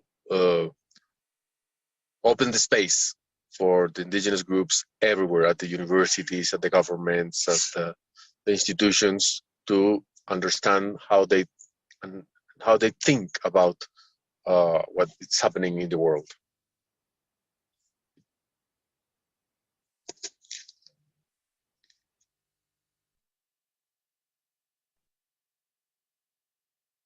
Eu? Quem? Pode ser. Pode ser você, Thiago. Depois a gente passa pro Raio. Tá. Então, como é que a gente supera, né, esse pensamento? Eu falei para vocês, eu não acredito nada que não seja também construído de forma coletiva. E a gente está falando hoje de mudanças do clima, a gente está falando de meio ambiente, de ecologia. E como que você constrói qualquer solução sem conversar com as pessoas que estão lá, né? Claramente, isso não vai dar certo. Se você constrói algo de cima para baixo e tenta implementar aquilo, não vai dar certo sem conversar com as pessoas que vivem lá, que estão lá. Então, é necessário que se converse com os povos indígenas. E hoje a gente sabe da importância da Amazônia para manter o nosso planeta, né? A gente tem a maior floresta tropical do mundo, com a maior biodiversidade do mundo. E se a gente perde ela, como eu falei, a gente está condenando as nossas próprias vidas. Então, não tem, né, como a gente falar disso sem falar com os povos originários, sem falar não só com os povos originários, mas todas as comunidades da floresta. Até porque somos nós que estamos lá protegendo ela, né? Somos nós que estamos construindo ela também, como eu falei para vocês. Então, eu acho que a gente tem que mudar, né? Porque mudar esse pensamento, porque se a gente não conseguir, né, entender que a gente precisa conversar com aquelas pessoas para que a gente consiga superar essa crise climática, a gente não vai a lugar nenhum. E mais do que isso, os povos originários têm muito a contribuir também, né, para soluções dessa crise.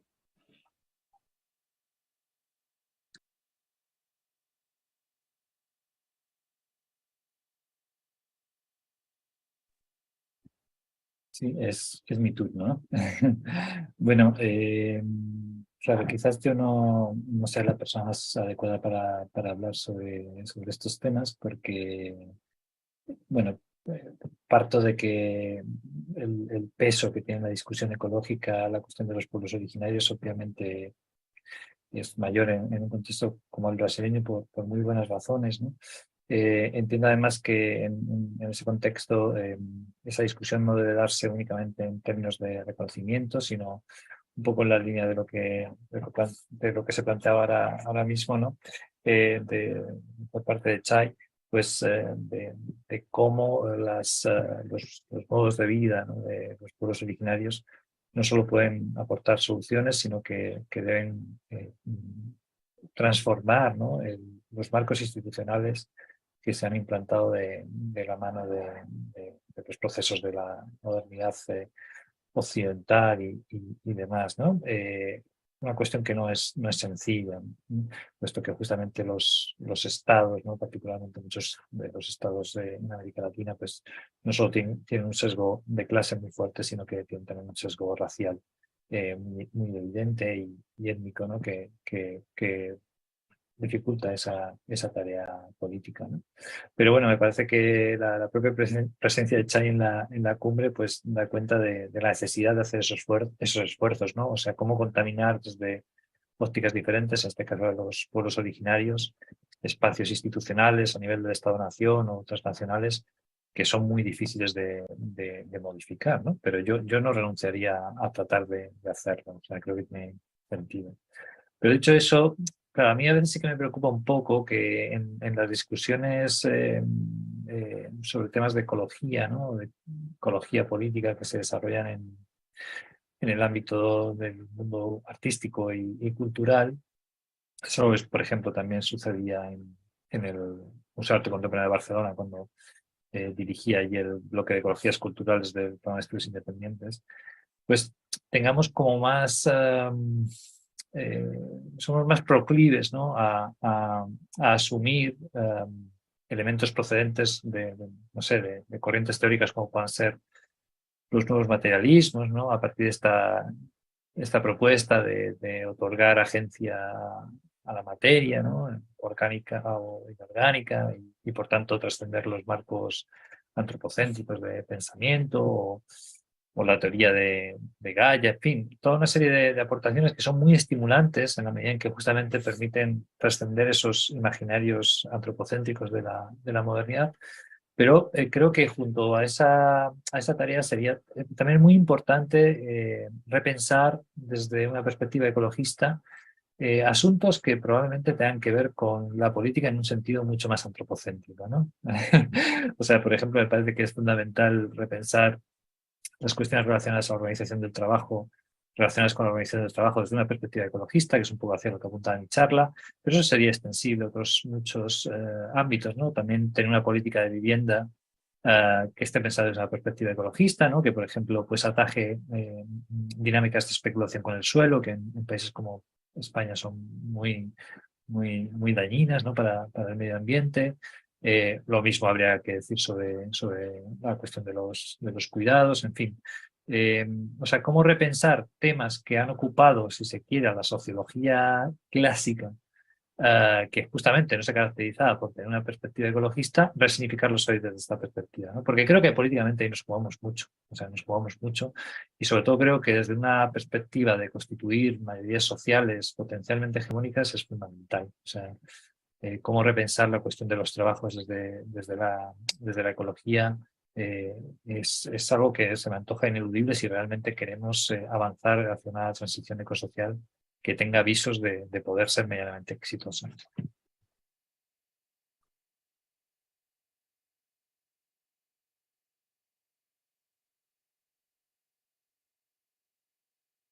Muito obrigada, Jaime. E a gente teve uma outra pergunta aqui também que eu acho que se relaciona um pouco com isso que você nos disse agora, que é sobre o tempo, né? Como mudar o pensamento dominante que paralisa e desestimula a mudança nas pessoas urbanas, nas pessoas que estão vivendo nas cidades, e que são contaminadas por essa velocidade desproposital imposta pelo capitalismo. Talvez você possa emendar um pouquinho, comentar sobre isso, depois passamos para as outras duas convidadas.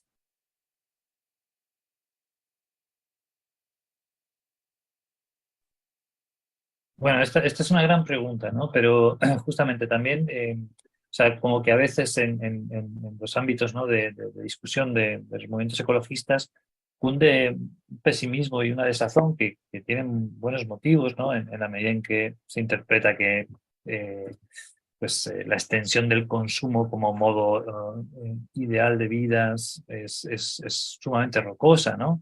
Al menos en los países del norte global, y también quizás en algunas economías emergentes del sur global. Pero claro, eso contrasta, ¿no? Esa capacidad que supuestamente habría tenido el desarrollo del capitalismo industrial para colmar la subjetividad humana, contrasta con la acumulación creciente de malestares, ¿no? Hablaba hace un momento de la cuestión de los trabajos, de la cuestión de la vivienda, pero podríamos pensar también en términos muy similares la cuestión de la salud mental, ¿no? O sea, ¿cuántos malestares no están hoy instigados justamente por esa velocidad suicida del llamado progreso, ¿no?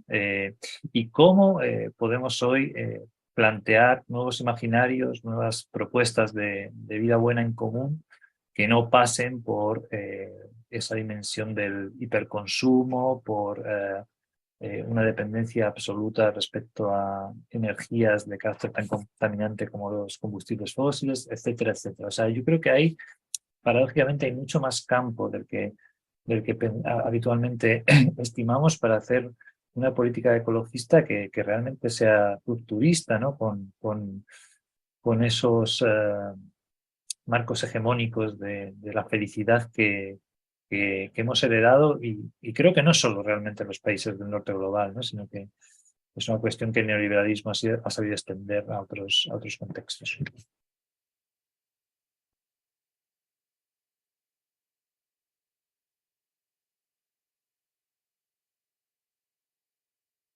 Brigitte, você pode comentar pouquinho sobre isso também? Acho que é válida a sua perspectiva.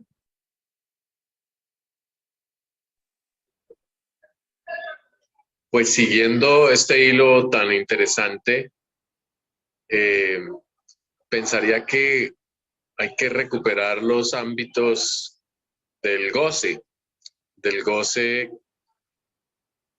separado del consumismo, porque es la sofisticación en nuestra forma de insertarnos en el mundo de donde derivamos un mayor placer, que es en la capacidad de, insisto, habitar con sofisticación el espacio, de descubrir las variaciones sutiles que hay constantemente en nuestro entorno y que están operando para sostener la vida, en el que encontramos las posibilidades de transformarnos a nosotros mismos con viabilidad, sin una ruptura dramática, sin un acto apoteósico como el que planteó la revolución industrial. Entonces, ahí en la recuperación del placer y de los placeres, del erotismo en la vida, que es un componente fundamental del relacionamiento con los demás cuerpos, con los demás seres vivos, del deseo, pero un deseo no del consumo, sino un deseo de compartir. Creo que eso sería un elemento fundamental de un comportamiento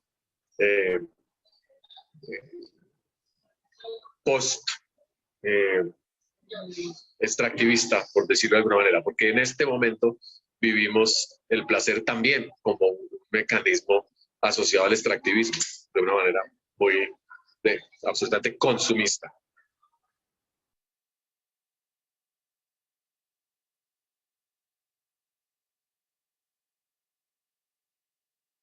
Sim, obrigada, Brigitte. E eu tenho agora uma questão que, desde a primeira vez que eu te ouvi falar, há uns anos atrás, você me apresentou a ideia de que a natureza e o ecossistema é queer, e isso foi uma espécie de...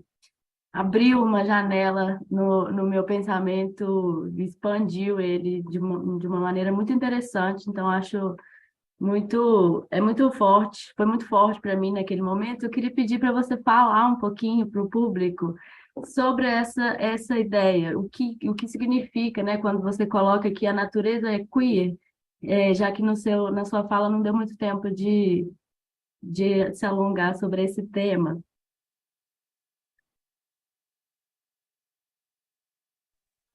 Eu vou pedir para você falar... Muchas gracias, Daniela. Posso pedir para você falar em inglês? Sí, problema sí. na tradução.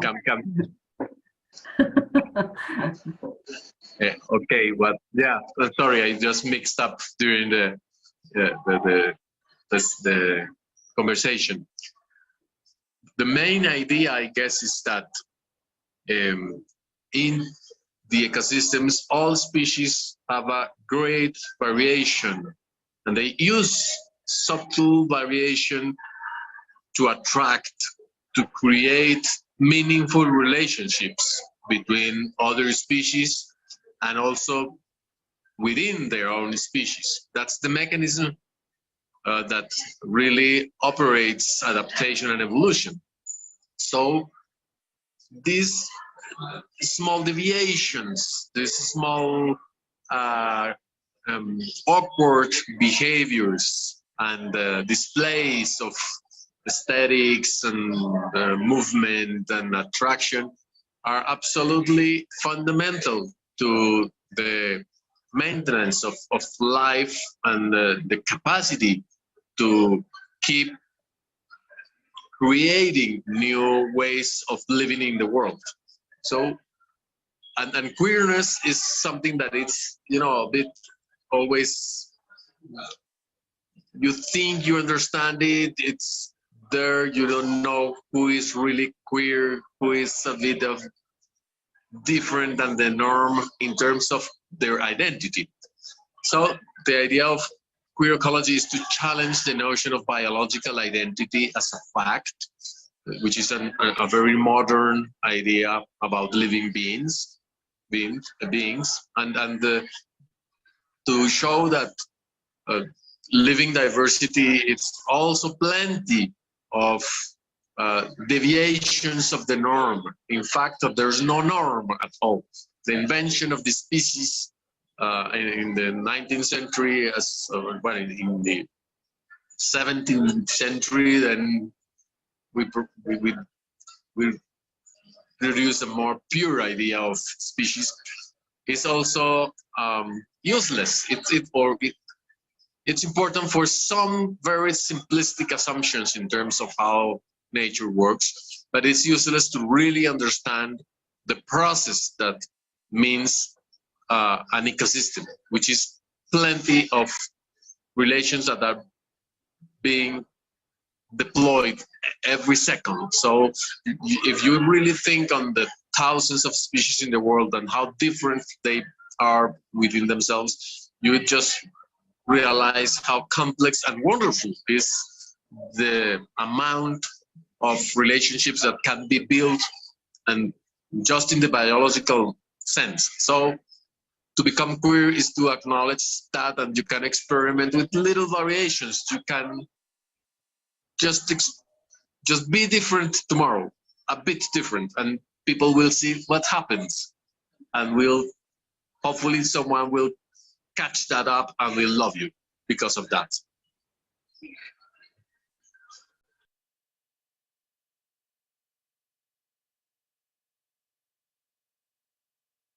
Muito bom. Obrigada. Estamos agora já quase que caminhando para o encerramento da nossa mesa, até as 4h30. Temos uns poucos minutos ainda. Queria saber se vocês gostariam de fazer perguntas entre si, comentários, considerações finais, questões que ficaram ainda em aberto. Alguém quer falar um pouquinho ainda? Tá muda, Brigitte.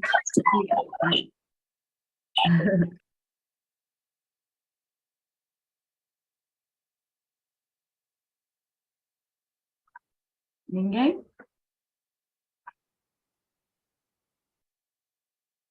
Bom, então, quero agradecer muitíssimo a participação de vocês três, dizer que foi uma honra estar aqui com vocês, agradecer também a presença do público que participou conosco, e dizer que esse seminário ele fica gravado no nosso canal do YouTube, do MASP, então está disponível para quem quiser assistir depois. E muitíssimo obrigada. Acho que foi bem estimulante, vai servir muito para nós aqui do museu pensarmos as histórias da ecologia. E seguimos amanhã com o seminário, com uma mesa na parte da manhã, às 11 horas, e outra às 14h30, com o nosso segundo dia do evento.